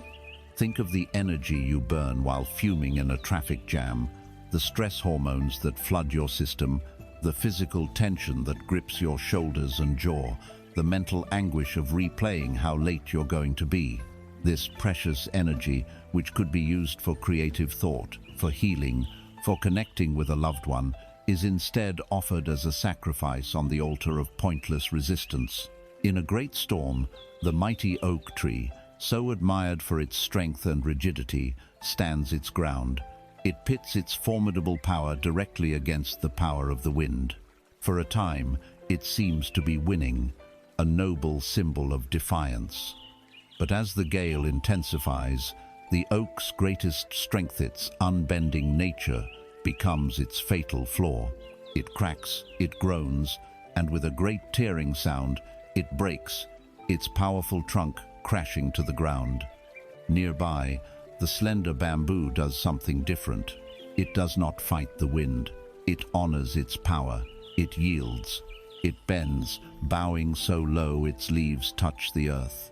It lets the force of the storm flow over and through it, offering no resistance. And when the storm finally passes, the mighty oak lies shattered, while the humble bamboo simply straightens up again, unharmed, flexible, and fully alive. We have been taught to worship the power of the oak. We must now learn the wisdom of the bamboo. This is the internal conflict you face in every moment of frustration, the choice between being the fighter or the dancer. The fighter is the ego-driven part of you that sees every inconvenience as an enemy to be defeated. Confronted with a cancelled flight, The fighter tenses the body, clenches the jaw, and marches to the counter to wage war on the airline agent, as if their anger could magically make a plane appear. The fighter's strategy is one of brute force against an immovable reality. It is an exhausting and almost always losing battle. The dancer, however, represents a deeper wisdom. The dancer does not see the cancelled flight as an enemy, but as a change in the music. Instead of fighting the new rhythm, the dancer adapts to it. It accepts the reality. The flight is cancelled, and from that point of acceptance asks a new, more intelligent question. Given this new reality, what is my most graceful and effective next step? The dancer's strategy is one of intelligent cooperation with life. It is about moving with the current, not against it. The conflict, then, is between the exhausting, futile strategy of the fighter and the efficient, graceful strategy of the dancer. Here we must make a critical distinction. Yielding is not the same as giving up. Giving up is apathy. It is collapsing in a heap and declaring that nothing can be done. It is the brokenness of the oak tree. Yielding, on the other hand, is a conscious and strategic choice made from a place of strength, not weakness. It is the flexibility of the bamboo. It is the supreme power of water. Water, the softest and most yielding substance, can, over time, overcome the hardest stone. It does not attack the stone head-on. It flows around it, over it, under it. It patiently wears it down, not with force, but with persistence and adaptability. Water never fights, yet it is never defeated. This is the nature of yielding strength. The core message is this: by letting go of your futile fight against unchangeable circumstances, you hold on to what is most precious, your own energy, your own peace of mind, your own power. You wisely refuse to squander your strength on pointless battles. This allows you to conserve your power and focus it like a laser on the things you can change, on the battles that are truly yours to fight. It is the ultimate act of strategic self-preservation. You are not surrendering your will, you are surrendering your ego's insistence that the world should be different than it is. To bring this wisdom into your life, you must practice radical acceptance. The next time you find yourself in a frustrating situation that is completely beyond your control, a long queue at the post office, a computer that has just crashed, a sudden downpour that has soaked you to the skin, perform a conscious experiment. First, just for a moment, notice the fighter in you. Notice the resistance. Feel the tension in your shoulders, the heat rising in your chest, the angry, complaining thoughts. Acknowledge this part of you without judgment. Ah, there is the part that wants to fight reality. Then, having seen it, consciously choose a different path. Take one slow, deep breath. Deliberately relax the muscles in your jaw, your neck, and your shoulders. And then say to yourself, either silently or, if you are alone, out loud, I accept this moment exactly as it is. Try to really feel it. Surrender to the fact of the long queue. Accept the reality of the crashed computer. Let the rain be the rain. This is not saying you like it. It is not approval. It is simply a cessation of hostilities with what is real. You are laying down your arms in a war you cannot win. Now, from this new place of inner calm, notice the shift in your energy. The heated friction has been replaced by a cool clarity. And from this clear-headed space, you can ask a much more intelligent question. Okay, what is the wisest and most effective action I can take from here? The answer you receive from this state of acceptance will be infinitely more resourceful than any reaction born of resistance. By practicing this, you are fundamentally shifting your orientation to life. You are moving from being a warrior constantly at war with the world to a dancer moving in harmony with it. You discover that true power is not measured by the force of your resistance, but by the grace of your adaptability. You stop trying to bend the world to your will and instead learn to bend with the world, which paradoxically gives you far more freedom and influence over your own path. This is not weakness. It is the supreme, fluid strength of the bamboo, the irresistible, patient power of water. It is the wisdom to know when to push, and the even greater wisdom to know when to yield. This ability to yield gracefully to external circumstances must be rooted in a deep and unshakable inner stability. To be like the bamboo, you must have strong roots that are not disturbed by the passing storm. To bend without breaking, you must not be swayed by the powerful winds of other people's opinions or your own desperate need for their approval. We must now turn our attention inward to cultivate the ultimate freedom, the freedom that comes from releasing our need for external validation. You have learned to bend like bamboo with the impersonal forces of life. You have practiced yielding to the rain, to the traffic, to the unchangeable realities of the physical world. Now, we must turn to face a wind far more powerful, a storm far more personal and persistent, the weather of other people, their opinions, their judgments, their expectations, and their approval. For most of us, this is the final prison, a cage with invisible bars forged from our own desperate need to be liked, to be accepted, to be validated. We have learned to be free from circumstance. Now we must learn to be free from the crowd.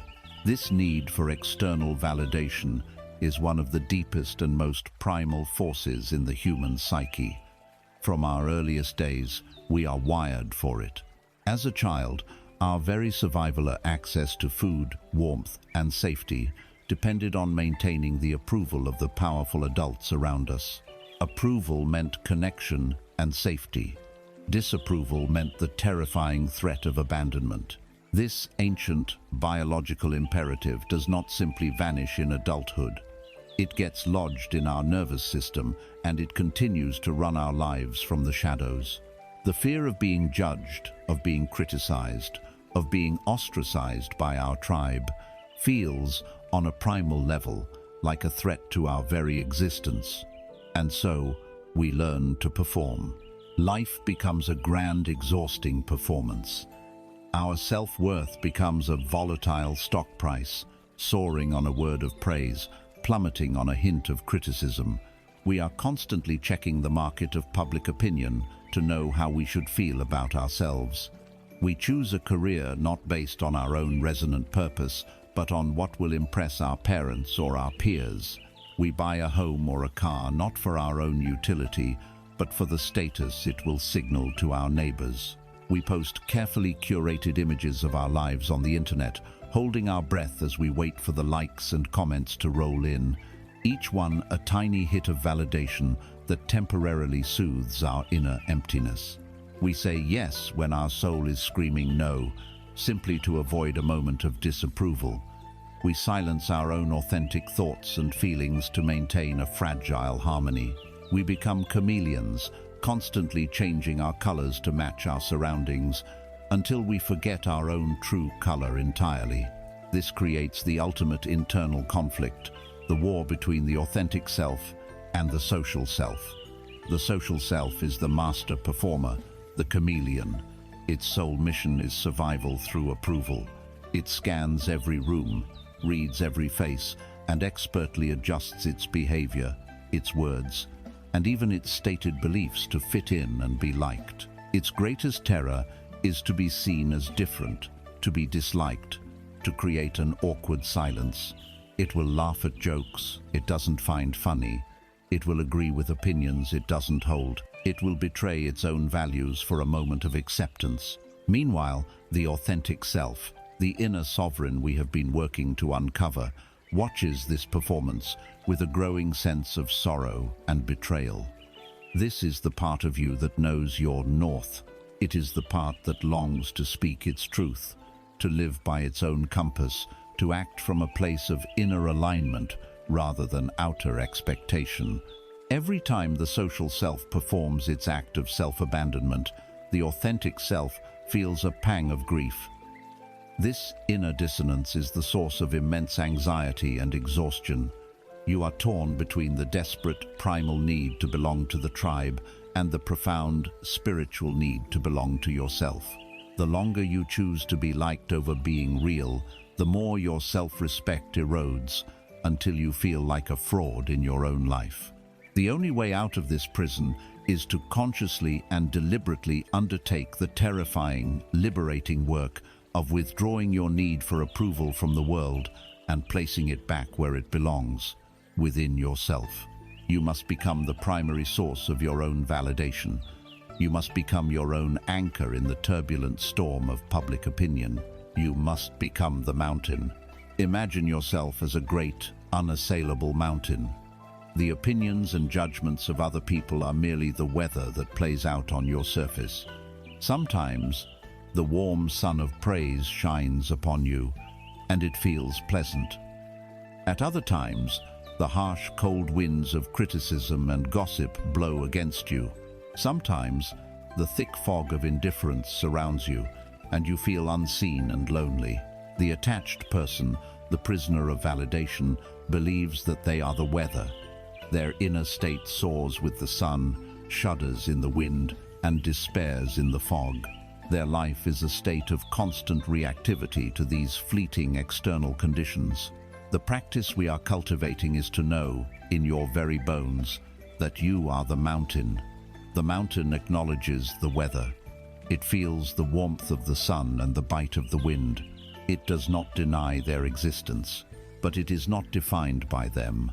Its vast, solid, granite core is utterly unmoved. Its unshakable reality is independent of the temporary conditions playing out on its slopes. Your work is to build this inner mountain. This means letting go of your addiction to the sunshine of praise and your terror of the wind of criticism. And it means holding on to the deep, quiet, unshakable truth of your own being, your own values, your own inner compass. To break the addiction to validation, we must practice acting without any possibility of an external reward. We must starve the part of the ego that performs good deeds only to be seen as a good person. For this, we use the practice of anonymous action. Once this week, perform a small, simple act of kindness or generosity with one absolute rule. You must tell no one. Do not speak of it. Do not post about it. Do not hint at it. It must be a complete and total secret between you and the universe. You might pay for the coffee of the person behind you in line and drive away before they can thank you. You might put a few extra coins in an expired parking meter. You might write a heartfelt, encouraging comment on the work of a small artist or writer online, and then never check for a reply. The act itself can be small. The principle is monumental. This practice starves the ego of its favorite food, recognition. It rewires your reward system. It teaches your brain to find the fulfillment not in the external thank you or the public praise, but in the quiet, internal feeling of integrity and generosity that arises from the act itself. You are learning to be your own witness, to find that the clean, warm feeling of acting in alignment with your own values is a far more stable and satisfying reward than the fickle applause of the crowd. When you no longer need the world to tell you that you are good or smart or worthy, you are finally free. You are free to be your authentic self. You are free to say no when you mean no. You are free to pursue your resonant purpose, even if no one else understands it. You are free to create, to speak, to live from a place of clean, uncontaminated inner truth. Your actions become powerful because they are no longer polluted by the needy, approval-seeking agenda of the ego.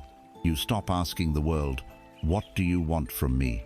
And you begin to live from the center of a much more powerful and grounded question: what is true for me, and how can I act on that truth right now?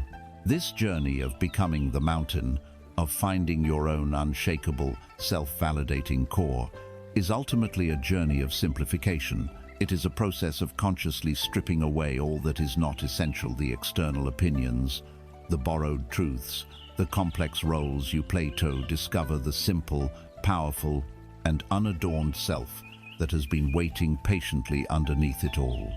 This is our next, and perhaps most profound, step on this path inward. You have learned to stand like a mountain, unmoved by the winds of external opinion. Now, we must go deeper. We must examine the very substance of the mountain itself. For your entire life, you have been accumulating not just beliefs and fears, but also identities. You have amassed a vast and complex wardrobe of roles and costumes, and you have become a master of the quick change. In the morning, you are a spouse or a parent. You arrive at work and put on the costume of your job title: manager, teacher, technician. You speak to your own parents and slip into the familiar role of child. With your friends, you are the funny one or the responsible one. You are your political affiliation, your nationality, your accomplishments, your failures. You have become a composite being, a walking collection of labels. But the question that this journey inevitably leads to is this: who are you when the costumes are off? In the silent, empty moment between roles, when you are not performing for anyone, who is there? These roles and identities are not inherently bad. They are functional, even necessary, for navigating the complex map of social reality. The parent costume comes with a script of duties and love. The employee costume provides a framework for professional conduct. The problem does not lie in the wearing of the masks, but in the forgetting that you are wearing them. We become so fused with our roles that we mistake the costume for our skin. We believe we are the manager. We believe we are the dutiful child. We forget that we are the actor, the silent, conscious presence that animates all of these roles but is not defined by any single one of them. We also cling to a story, a carefully curated narrative of the self that we repeat to ourselves and others. I am the one who overcame hardship. I am the logical one, not the creative one. I am a victim of my circumstances. The ego cherishes this story, for the story gives it a sense of solidness, of identity. We cling to these roles and stories out of a deep, primal fear. The fear that if we were to remove all the costumes, to let go of the familiar narrative, there would be nothing left underneath. The ego equates this unadorned state with annihilation.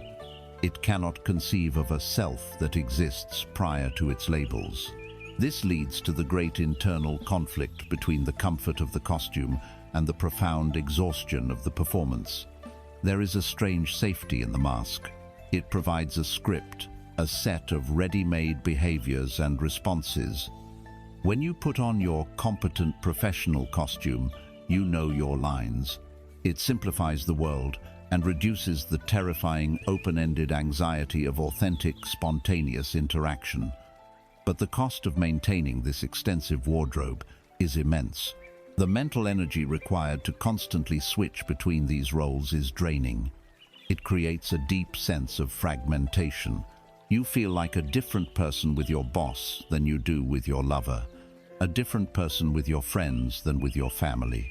There is no central unifying core, only a collection of separate, often contradictory selves.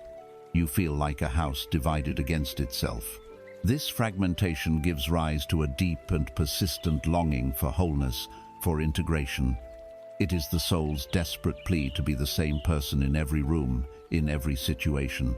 It is the desire to be able to go to a social gathering and not have to put on a performance, but to simply exist as you are, and to be met in that state of simple being. This is the conflict between the safety of the known, established role and the soul's primal need for authenticity and integration. It is the battle between your collection of identities and your essential singular being. Here we arrive at a core practice of letting go that is a form of spiritual and psychological undressing. It is the willingness to gently, one by one, set aside the labels that you have used to define yourself. You are not destroying them. You are simply recognizing that they are clothes, not your body. The core message is this: beneath all the layers of roles, stories, and identities, there is a core being, a silent, pristine, and indivisible self that is whole and complete, independent of anything you do or achieve. Not giving up, in this context, means never abandoning your connection to and your faith in this essential core.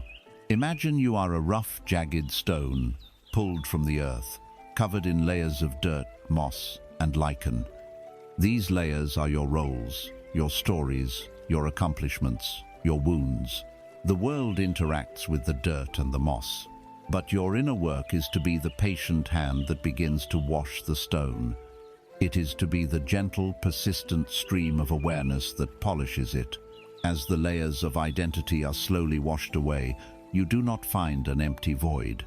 You find the stone itself. You discover its true nature, smooth, solid, with its own unique color, grain, and weight. It is simple, it is true, it is unadorned. This essential polished stone is your true self. It is not defined by what it does, what it owns, or what others think of it.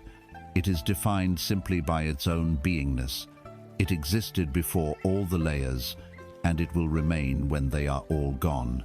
To experience this unadorned self directly, you must place yourself in a context where your roles have no meaning. The most powerful of these contexts is nature. Your job title means nothing to a 1,000-year-old tree. Your bank balance is irrelevant to the ocean. Your social status is of no concern to the stars. Nature is a role-free zone. Sometime in the coming days, make a commitment to go to a place in nature where you can be alone for at least 30 minutes. It could be a forest trail, a quiet beach, a vast desert, or even just a secluded corner of a city park. Leave your phone in the car, or at the very least, turn it completely off. Your task here is not to do anything. It is simply to exist. Walk slowly, sit on a rock, lean against a tree. Feel the sun on your skin or the wind on your face. Listen to the sounds, the birds, the rustling leaves, the distant waves. Notice that in this space, you have no function to perform. You are not a parent, not an employee, not a spouse. You are simply a conscious, breathing creature, a part of the vast, interconnected web of life. Allow the immense weight of your many costumes to fall from your shoulders. Let the stories you tell about yourself dissolve into the quiet air. Just for these few moments, feel the simple, profound, and peaceful reality of your own unadorned existence. Feel what it is like to be the stone, without all its layers. When you discover that you are not the collection of your roles, but the silent, conscious space in which all roles are played, you can then return to your life and pick up your costumes again, but now you will wear them differently. You will wear them lightly. You can play the role of manager with skill and dedication, but you will know, deep inside, that it is not who you are. You can play the role of parent with boundless love, but you will not lose your entire identity within it. You become a master actor who is fully aware that he is acting, rather than a deluded amateur who has become lost in the character. You are the unadorned stone, pure and simple. Everything else is just dust that can be washed away. When you become rooted in this essential self-free from the need for validation, acting with disciplined purpose, and unattached to your roles, you begin to access a state of profound grace. You enter a realm where action happens without struggle, where your will and the will of the universe seem to harmonize. It is here that letting go and not giving up merge into a single seamless movement. It is the sacred state of effortless effort. We have walked a long and winding path together. We have learned to let go of the illusion of control, of the ghosts of past and future, of the incessant demands of the ego. We have learned to hold on to the anchor of the present moment, to the quiet power of discipline, and to the unwavering direction of our inner compass. We have faced our pain, shared our borrowed truths, and stood unadorned in the light of our own being. And now, a question arises. What happens when all of these threads are woven together? What is the state of being that emerges when you are no longer at war with yourself, when letting go and not giving up cease to be opposing forces and become two wings of the same bird? This state is the ultimate paradox of the human experience. It has been called flow by psychologists, Wu Wei by Taoist sages, and being in the zone by athletes and artists. We will call it effortless effort. Effortless effort is the sacred space where doing and being merge. It is the experience of peak performance, maximum effectiveness, and profound joy, all achieved with a feeling of minimal struggle. Its primary characteristic is the dissolution of the self. The sense of a separate I who is performing the action simply vanishes. The ego, with its constant commentary, its self-consciousness, and its fear of failure, gets out of the way. You are no longer a musician playing the music. You are the music flowing through the instrument. You are no longer a writer thinking about what to write. You are the seamless flow of words onto the page. The painful separation between the actor and the action collapses into a unified, harmonious whole. Time itself becomes distorted. Hours can pass in what feels like minutes, because you are no longer referencing the clock of the external world. You are completely absorbed in the timeless, eternal now of the activity itself. The action is not a means to an end. Its reward is intrinsic to the very process of doing it. This experience stands in direct conflict with the logic of the mind. The rational ego believes in a simple, linear equation. To get better results, you must apply more force. You must try harder. And trying harder, to the ego, means more conscious control, more analysis, more self-correction, more mental exertion. It is the ego attempting to micromanage reality into submission. This is the mindset of the anxious beginner who consciously thinks about every single step, or the struggling performer who is, in their head, second-guessing their every move. The state of effortless effort, however, arises from a completely different paradigm. It is born not of more trying, but of a profound and practiced surrender. The master practitioner, the elite athlete, the virtuoso musician, the seasoned craftsman has invested thousands of hours in disciplined, focused practice. This is the not giving up phase. They have built the neural pathways, the muscle memory, the deep, intuitive understanding of their craft. But in the moment of peak performance, they are not trying harder. They are letting go. They trust their training. They release conscious control and allow the action to flow through them, guided by a wisdom that is stored deeper than the conscious mind. It is a state of active, practiced surrender. The paradox is that you cannot try to enter this state. The very act of trying engages the ego, which is the one thing that must be absent. You can only create the inner conditions for it to arise, and then allow it to happen. This state of flow is not a magical trick or a random fluke. It is the natural, emergent fruit of the entire path we have been walking. It is the culmination of all your inner work. Think of it. You can enter this state because you have let go of your neurotic need to control the outcome. You can be fully present because you have let go of the ghosts of past and future. You can dissolve the self because you have let go of the ego's desperate need to look good and be validated. You have practiced discipline, so the skills are deeply ingrained and can run on autopilot. You are aligned with your purpose, so the action feels meaningful and energizing. You have made peace with pain and discomfort, so you are not thrown off course by the struggle inherent in any challenging task. You have shed your restrictive roles and identities, so you are free to be fully what the moment demands. The most potent metaphor for this state is that of an eagle riding a thermal current. The eagle does not create the wind, it does not fight the wind. A young, inexperienced eagle might flap its wings frantically, burning immense energy to stay aloft. But the master eagle has, through long practice, become a student of the invisible forces of the air. It simply opens its great wings, holds them steady, and trusts.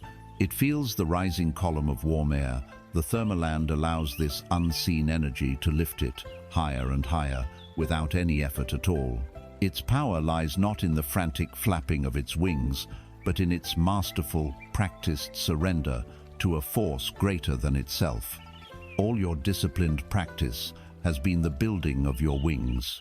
All your work of letting go is the act of opening those wings to the invisible currents of life, allowing them to carry you forward with grace and power.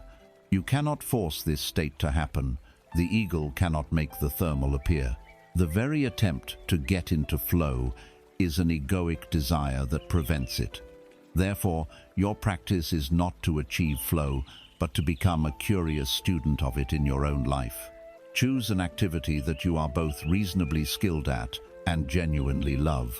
It could be playing an instrument, gardening, coding, running, painting, or even having a deep, engaging conversation. As you begin the activity, set a gentle intention in the back of your mind, not to force anything, but simply to notice. Notice the subtle shift when the inner critic goes quiet. Notice the moment when you stop consciously thinking about the mechanics of what you are doing and you are simply doing it. Notice when your sense of time begins to fade. Do not try to hold on to the state or analyze it while it's happening. That will surely make it vanish. Just be with it. Then, after the activity is over, take a few minutes to reflect. What did it feel like in your body? What were the inner conditions that preceded the shift? By simply noticing and appreciating these states when they arise naturally, you create a more inviting environment for them to visit you again. Effortless effort is the sacred space where your being and your doing become one. It is the point at which your personal will aligns so perfectly with the universal flow of life that the two are indistinguishable. You are no longer a separate person pushing a heavy rock up a steep hill. You are the hill, the rock, and the force of gravity itself, all moving together in a single harmonious dance. This state is not just a pleasant feeling. It is the source of your most creative work, your most intelligent solutions, and your most authentic expression.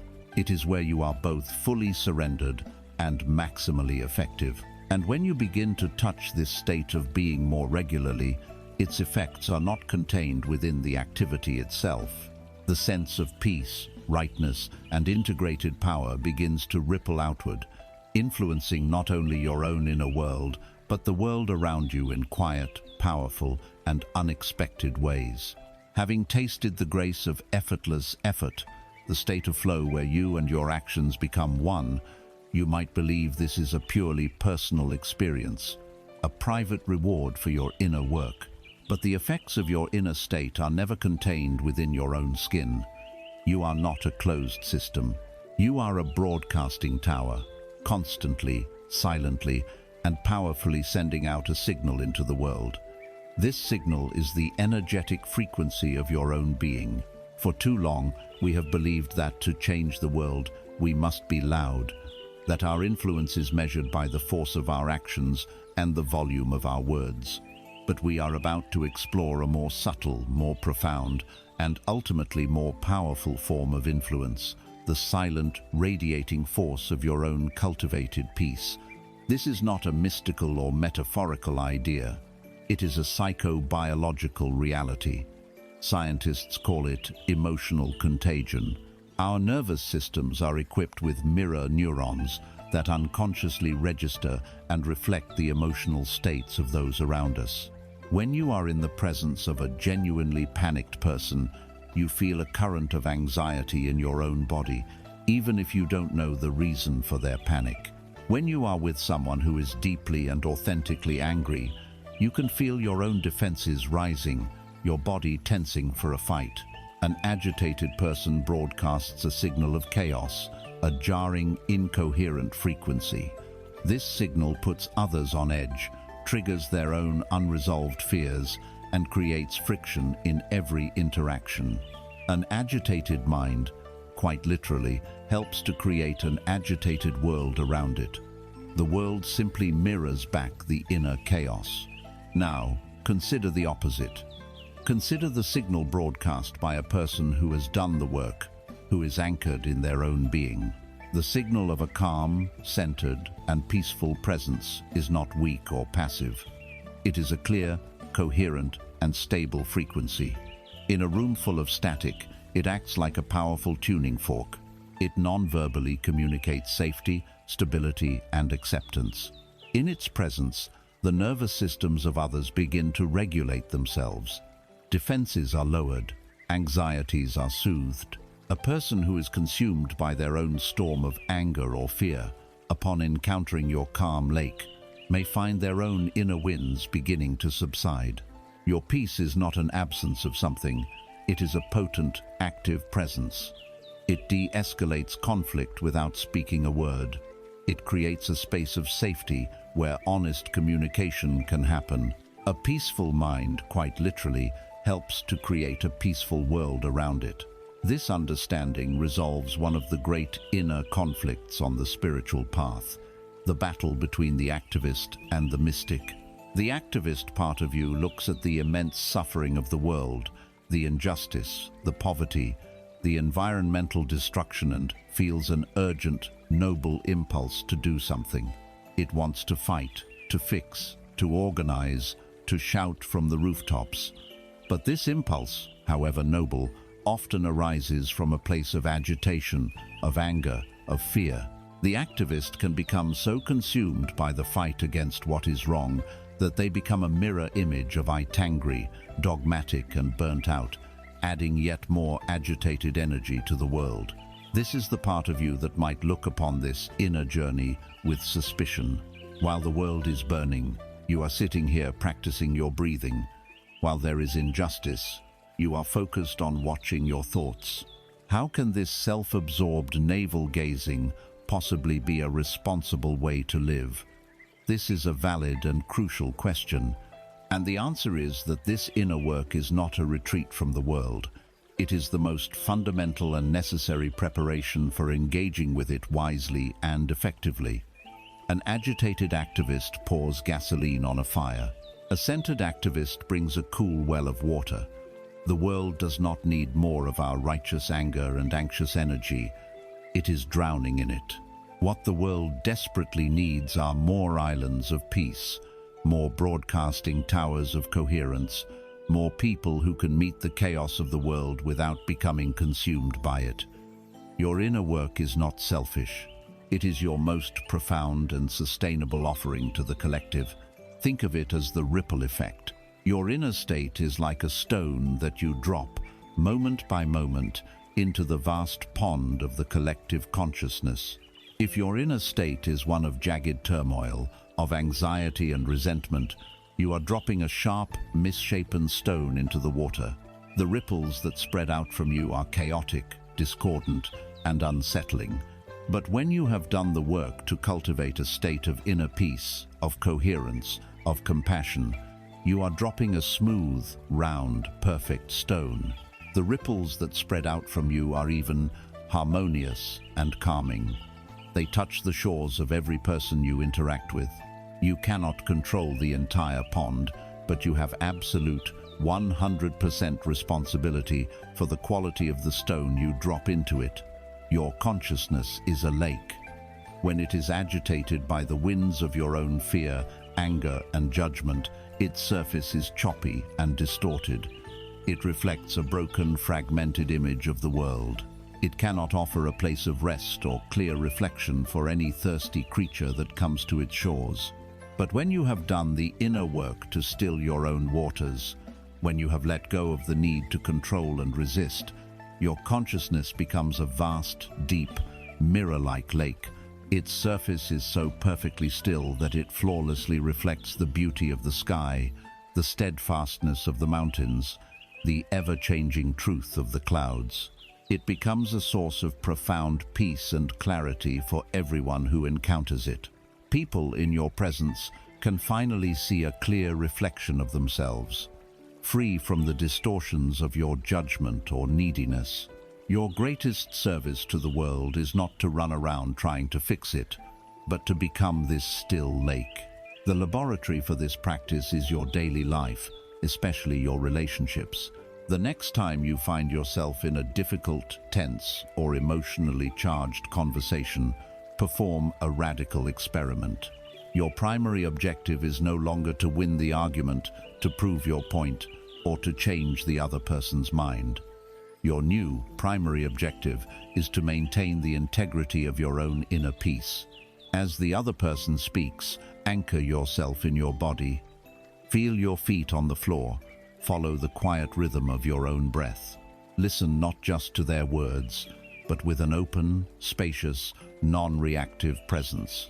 Notice the part of you that wants to leap in, to defend, to counterattack. See it, acknowledge it, and let it go. Your only job is to be the still lake. Observe what happens. Does your calm begin to soothe their agitation? Does your spacious listening de-escalate their anger? Does your refusal to engage in the drama allow them to feel truly heard for the first time? By relinquishing control over the conversation, you gain a far greater, more positive influence over its outcome. You begin to understand that the most radical, political, social, and spiritual action you can take is to become a living embodiment of peace. You do not bring peace to the world by fighting for it, but by being it. Your calm is not passive, it is an active, creative force. Your silence is not empty, it is a potent and healing presence. Your inner peace is your greatest gift to a world that is starved of it. This state of being a peaceful force in the world is sustained not by struggle, but by a deep and abiding sense of fullness. It is a state that arises naturally when we learn to shift our focus away from what is lacking in our lives and toward the profound and ever-present abundance that is already here. This is the foundational practice of gratitude. The state of being we have been cultivating, a peaceful, potent force in the world, is not sustained by grim determination or white-knuckled effort. It is sustained by a deep and abiding sense of fullness. This fullness does not come from acquiring more, but from learning to appreciate what is already here. We now arrive at the practice that serves as the foundation for all the others, the fertile soil from which a joyful and resilient life grows. We arrive at the practice of gratitude. We must immediately strip this word of its trivial, polite connotations. This is not about the perfunctory thank you you utter when someone holds a door for you. This is about gratitude as a radical and transformative spiritual discipline, a fundamental and conscious shift in the entire way you perceive reality. To understand its power, we must first understand the default setting of the human mind. The mind is a problem-solving organ. Its primary function, passed down through millions of years of evolution, is to scan the environment for threats, for problems, for what is wrong, for what is missing. The ancestor who spent his time admiring the 99 beautiful, non-threatening things in his environment was eaten by the one threatening thing he failed to notice. The ancestor who obsessed over the single rustle in the bushes, the potential predator, survived to pass on his anxious genes. We are the descendants of the warriors.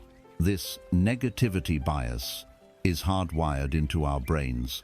In our modern world, where saber-toothed tigers are scarce, this mechanism still operates, but it latches onto new targets.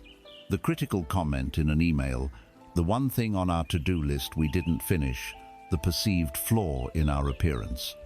Our mind is a magnificent engine of dissatisfaction. This innate tendency is then amplified by the culture we live in. We are steeped in a narrative of more. We are told that happiness lies just on the other side of the next purchase, the next promotion, the next relationship, the next achievement. This is the hedonic treadmill. You run and run, striving for a goal you believe will finally bring you lasting satisfaction. You reach it, and for a brief, fleeting moment, you feel a sense of pleasure. But then, almost immediately, Your mind normalizes this new reality. The new car becomes just the car. The bigger salary becomes the new baseline, and your mind, true to its nature, immediately begins scanning the horizon for the next thing that is missing, the next problem to be solved. The goalpost for happiness is always moving. In Eastern philosophy, this state is called the hungry ghost, a being with a massive, empty stomach and a pinhole mouth, forever craving, forever hungry, incapable of ever being satisfied. This is the default state of the untrained mind. This creates a deep and painful internal conflict. The hungry ghost part of you is constantly whispering its mantra of not enough money, not enough time, not enough success, not enough love. It lives in a perpetual state of lack, comparing your life to an imagined ideal or to the curated highlight reels of others' lives. Even when surrounded by genuine abundancia, healthy body, loving relationships, a roof over your head, the hungry ghost can only see the one thing that is missing, the one crack in the pavement. But there is another capacity within you. It is a quiet, conscious ability to see what is already whole, what is already good, what is already present. It is the capacity to feel the simple, miraculous pleasure of a deep breath, the warmth of the sun on your skin, the taste of clean water. It is the ability to truly receive a kind word, to appreciate the beauty of a tree, to feel thankful for the simple fact of being alive. This is the perspective of the full cup.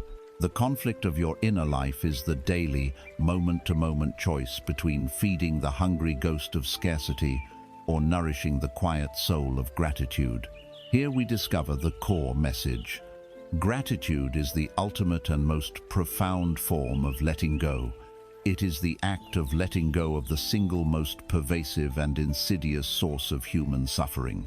The story that something is wrong, that something is missing, that your life is not enough as it is. This is not toxic positivity. It is not about pretending that pain, difficulty, and injustice do not exist. True, robust gratitude is not fragile. It has the strength to hold both the beauty and the sorrow of life simultaneously.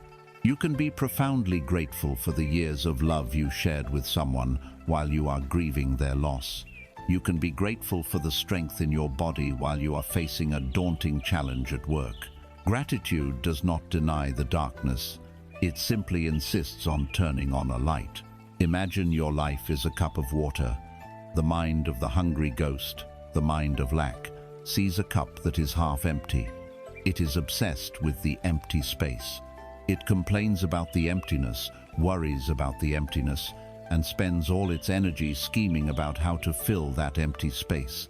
The mind of gratitude looks at the very same cup and sees that it is half full. It is captivated by the water that is actually there.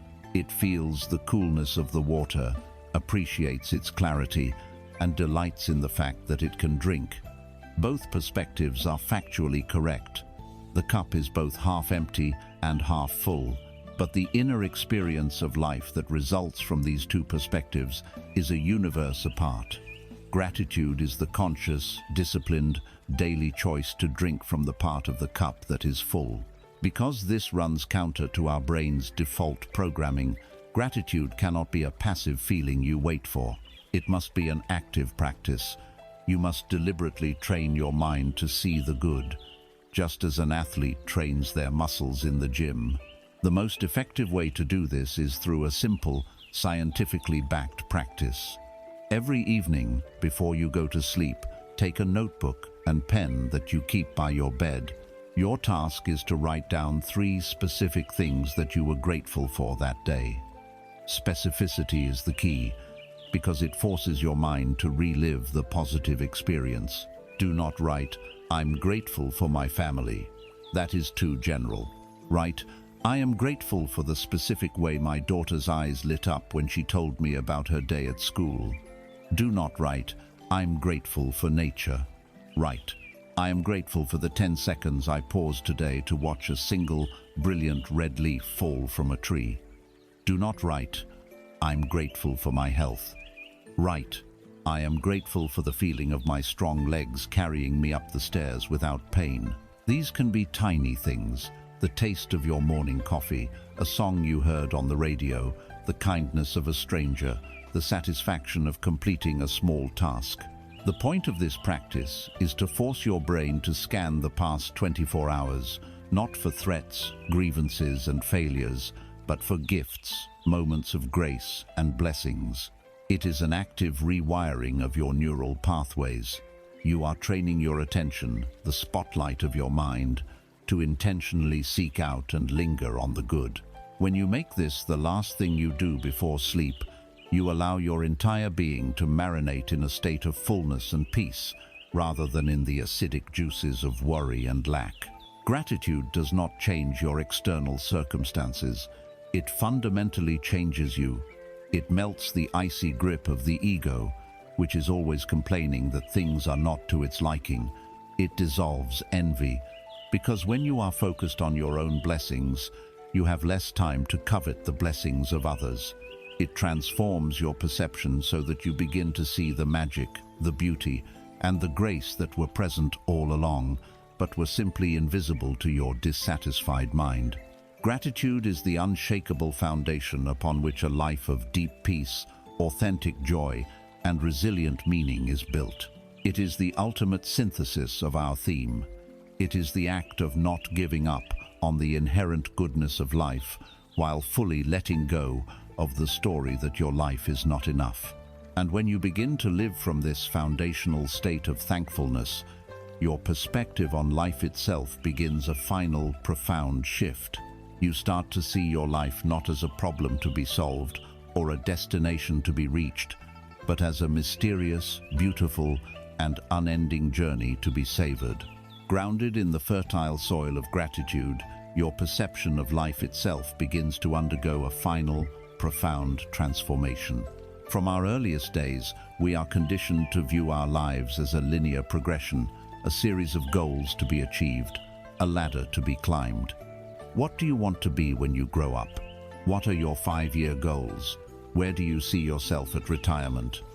Life is framed as a problem-solving exercise, a journey with a very clear and final destination. We are taught to be climbers, our eyes fixed firmly on the summit, believing that all the value, all the peace, all the happiness is waiting for us up there. The actual process of climbing the strain of the muscles, the feel of the rock, the view along the way is seen merely as a means to an end, a necessary struggle to be endured before the final arrival. This goal-obsessed mindset is a direct extension of the problem-solving mind. It sees your life as a series of deficiencies to be corrected. Problem: I am uneducated. Solution: get a degree. Problem: I am unfulfilled. Solution: find my purpose. Problem: I am not enlightened. Solution: meditate until I reach a state of permanent bliss. We operate under a deep, often unconscious delusion we can call the arrival fallacy, the belief that there exists a future place, a state of being, or a final achievement where all struggle will cease, and we will be granted a permanent membership to the club of the happy and enlightened. Even this very journey of inner work can be co-opted by the ego and turned into another destination. The ego begins to ask, when will I be fully present? When will I have completely let go? Have I arrived yet? This constant striving toward a future destination creates a deep fear of the process itself. We are terrified of the journey, with its inherent uncertainty, its unpredictable weather, its periods of fog where the path is unclear.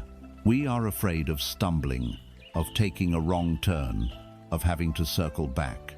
The destination offers the promise of certainty, of a final, static safety. The journey offers only the messy, fluid, and unpredictable reality of life itself. And so we live in a state of perpetual impatience, always trying to get through the present moment to a better, future one, never realizing that the present moment is the only place life ever happens. This is the great internal conflict between the climber and the walker. The climber, the part of us trained by society, sees life as a mountain to be conquered. Their gaze is always upward, fixed on the distant summit. Every step is measured only by how much closer it gets them to the goal. They are blind to the wildflowers growing in the cracks of the rock at their feet. They are deaf to the song of the birds in the air round them. They are anxious, impatient, and at war with the mountain, seeing its steep inclines and treacherous paths as personal obstacles designed to thwart them. If they slip and slide back a few feet, they see it as a catastrophic failure, a sign of their own inadequacy. The walker, however, is the wise soul you have been cultivating. The walker understands that there is no final summit. There is only an infinite, ever-receding horizon. The purpose is not to arrive, but to walk the path with awareness, courage, and grace. The walker is not obsessed with the destination. They have fallen in love with the process of walking. Their attention is here, now. They feel the texture of the earth beneath their feet. They notice the subtle shifts in the quality of the light as the day progresses. They savor the feeling of their own breath and the rhythm of their own heart. For the walker, a stumble is not a failure. It is simply a part of walking, an opportunity to learn about the terrain. A detour is not a setback. It is an invitation to an unexpected adventure. The climber is at war with the path. The walker is in a dance with it. The core message, the final great letting go, is this: you must let go of the very idea of a final destination. Your life is not a problem to be solved. It is a mystery to be lived. It is not a race to be won. It is a song to be sung. It is not a mountain to be conquered, but an infinite ocean to be sailed. For your whole life, you may have been trying to sail to the horizon, believing that there is where your journey will end and your peace will begin. But the very nature of the horizon is that it moves as you move. It is not a place you can ever reach. The ultimate liberation comes when you stop trying to conquer the horizon and instead fall in love with the sea. You fall in love with the art of sailing itself, with the feel of the wind in the sails, the taste of salt on the air, the skill of reading the stars. You find your joy not in the fantasy of arrival, but in the vibrant reality of the voyage. This does not mean you abandon your goals or your inner compass. It is the compass, your sense of north, that makes the journey meaningful. Not giving up is not about stubbornly striving to reach a fixed point, but about the unwavering commitment to continue walking your authentic path, to continue sailing in the direction of your north for your entire life. You let go of the destination, but you never give up on the journey. To embody this, you must change your understanding of progress. We imagine personal and spiritual growth to be a straight, upward-sloping line. It is not. Growth is a spiral. You will find yourself circling back to the same challenges, the same old patterns, the same familiar pains. The ego will see this as a failure. It will cry out in despair, "I thought I was past this. I'm back where I started." This is a lie. You are not back where you started.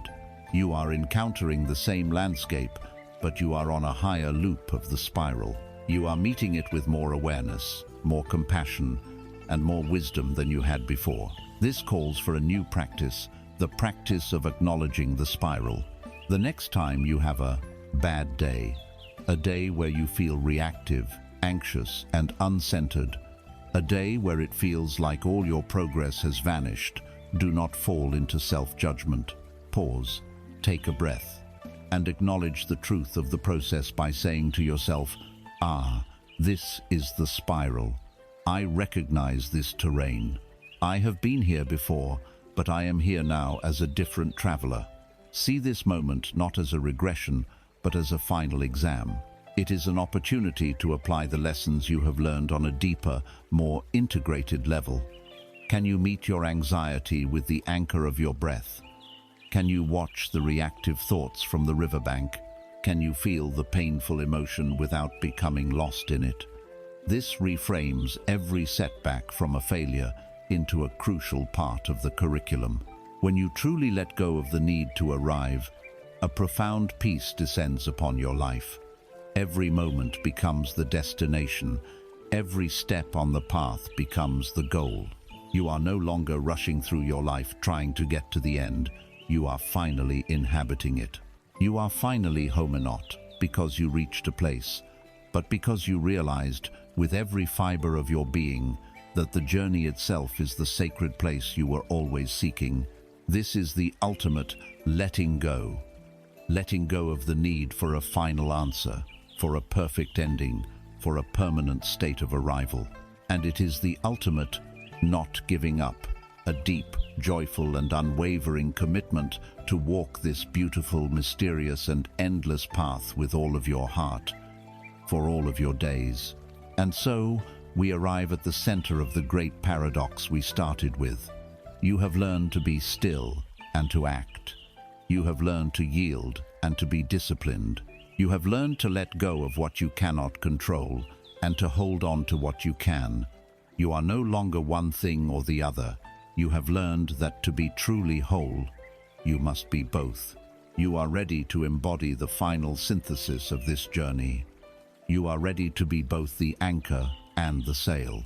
And so, we arrive not at an end, but at the center. We began this journey together with the image of a clenched fist, a symbol of the desperate, painful struggle to hold on, to control, to force life into a shape of our own choosing. We have walked a long road since that first moment. We have traveled inward, through the prisons of the mind, the haunting grounds of past and future, and the noisy throne room of the ego. We have learned to let go of what was never truly ours to hold. And we have learned to hold on to the quiet, powerful truths that have been patiently waiting within us all along.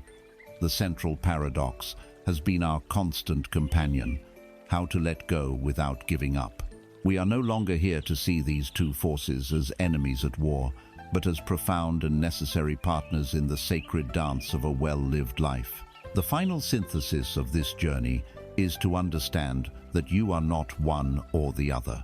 You are the vessel, built for the great voyage of life, and you have been equipped with two essential complementary tools.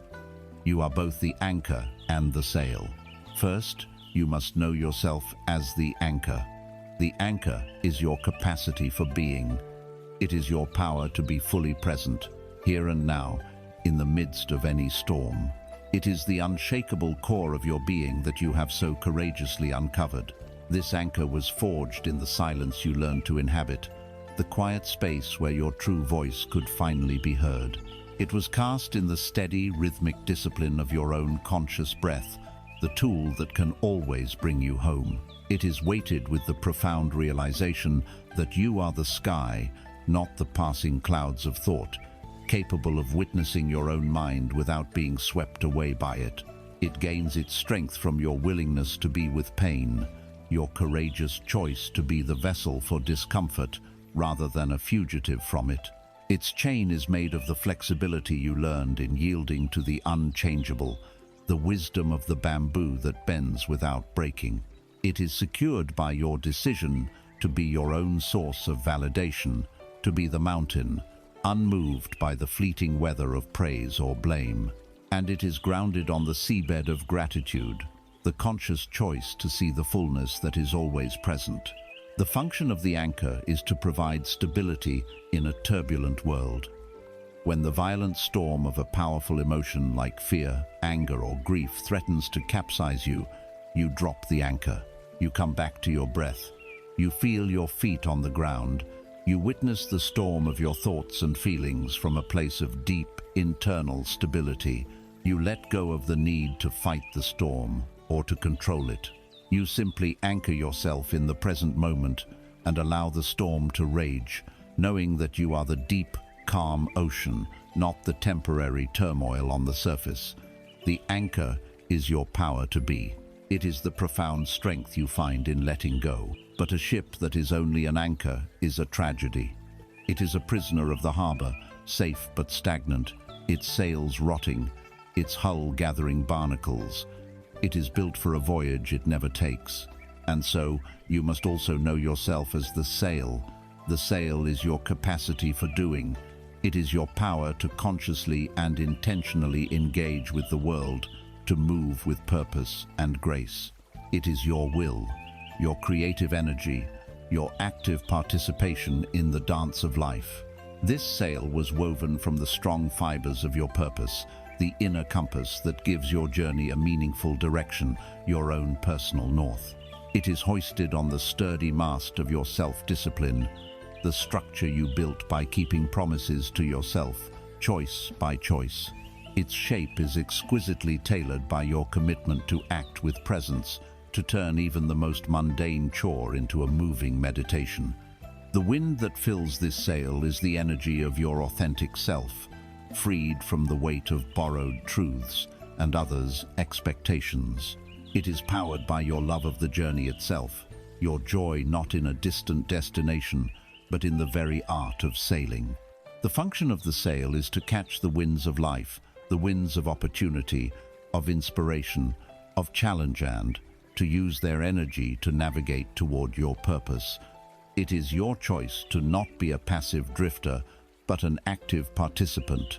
To raise the sail is to declare, I have a direction, and I will move toward it with all the skill, presence, and courage I can muster. It is your power to become. It is the profound strength you find in not giving up. For most of our lives, we believe we must choose. We see the world as divided into people of the anchor contemplatives, mystics, those who seem passive and withdrawn, and people of the sail, the ambitious, the driven, the successful, who are often anxious and ungrounded. This is a false and damaging dichotomy. A ship with only an anchor goes nowhere. A ship with only a sail is thrown against the rocks by the first storm.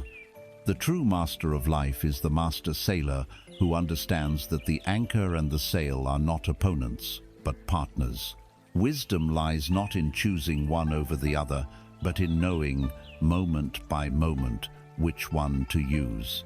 The master sailor knows when the storm is too great, and it is time to lower the sail, drop the anchor, and simply be present with the raw power of the moment.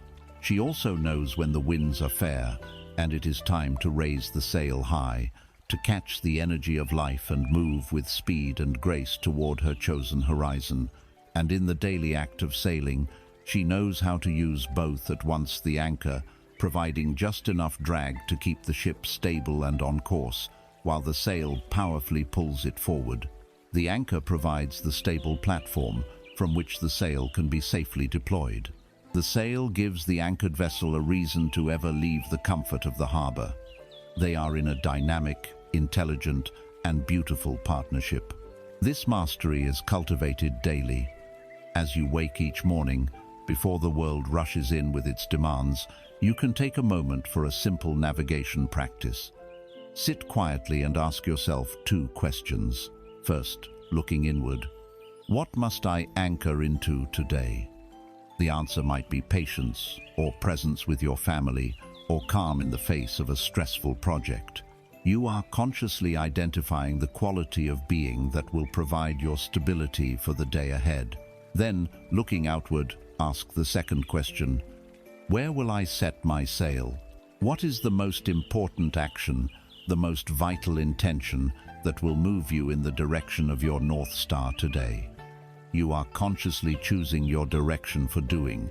By asking these 2 simple questions, you begin your day not as a passive victim of circumstance, but as the captain of your own vessel, consciously engaging both your power to be and your power to do. You are no longer the clenched fist, desperately trying to hold on to sand. You are the open hand, which can both anchor itself to the earth for stability and cup itself to receive the blessings of the rain. You are no longer the person drowning in the river of your own mind. You are the wise observer on the bank who also knows how to build a boat, hoist a sail, and navigate the currents with skill. The ultimate power was never a choice between letting go or not giving up. It was the glorious, paradoxical discovery that you are, and have always been, a being with the divine capacity for both. You are the stillness and the motion. You are the root and the branch. You are the anchor, and you are the sail. We began this journey together with an image, a hand clenched into a fist so tightly that the knuckles shone white, desperately trying to contain a handful of sand. We felt the strain, the futility, the ache of that struggle. We saw how the very act of holding on was the cause of the loss. Now, at the close of our time together, let us return to that hand. It is no longer a fist, but neither is it limp, defeated, or apathetic. See it now. It is an open palm, held gently, facing the sky. It is a posture of both profound surrender and radical readiness. This open hand has let go of the need to grasp and control. It understands that the sand of life, the moments, the people, the outcomes can never be owned, only experienced as it passes through. By releasing its desperate grip, it has ironically found a way to hold everything without holding on to anything. Yet this hand has not given up. It is not dead or passive. It is alive, alert, and receptive. It is ready to feel the warmth of the sun or the coolness of the rain. It is ready to close gently around a tool when it is time to build, or to offer itself in a gesture of connection when it is time to love. This hand has learned the secret. The ultimate power is not in the clenching or the collapsing, but in the simple, courageous, and graceful state of being open. This hand is your own. The strength you have been seeking was never out there to be found. It was not a secret you had to learn, but a truth you had to uncover. It was not a power you had to acquire, but a power you had to stop obstructing. The entire journeyal, the letting go, all the holding on, was not a process of adding anything to you. It was a process of stripping away all that was not you. It was the shedding of borrowed truths, the dissolution of the ego's fear, the release of your resistance to the flow of life itself, so that the power that was already there could finally shine through. You were never broken, you were only obscured. And so, this is not an end. It is the true beginning. The journey does not conclude here. It begins again with your next breath, and the one after that. It begins with your next choice to watch a thought instead of becoming it, to feel an emotion instead of fleeing from it, to perform a small task with total presence. The ultimate power was never a choice between letting go or not giving up. It was the quiet, earth-shattering realization that you are, and have always been, vast enough to be both. Be the stillness, and be the action. Be the mountain, and be the dancer. Be the anchor, and be the sail. Be home, here, in the magnificent, paradoxical, and sacred truth of who you are.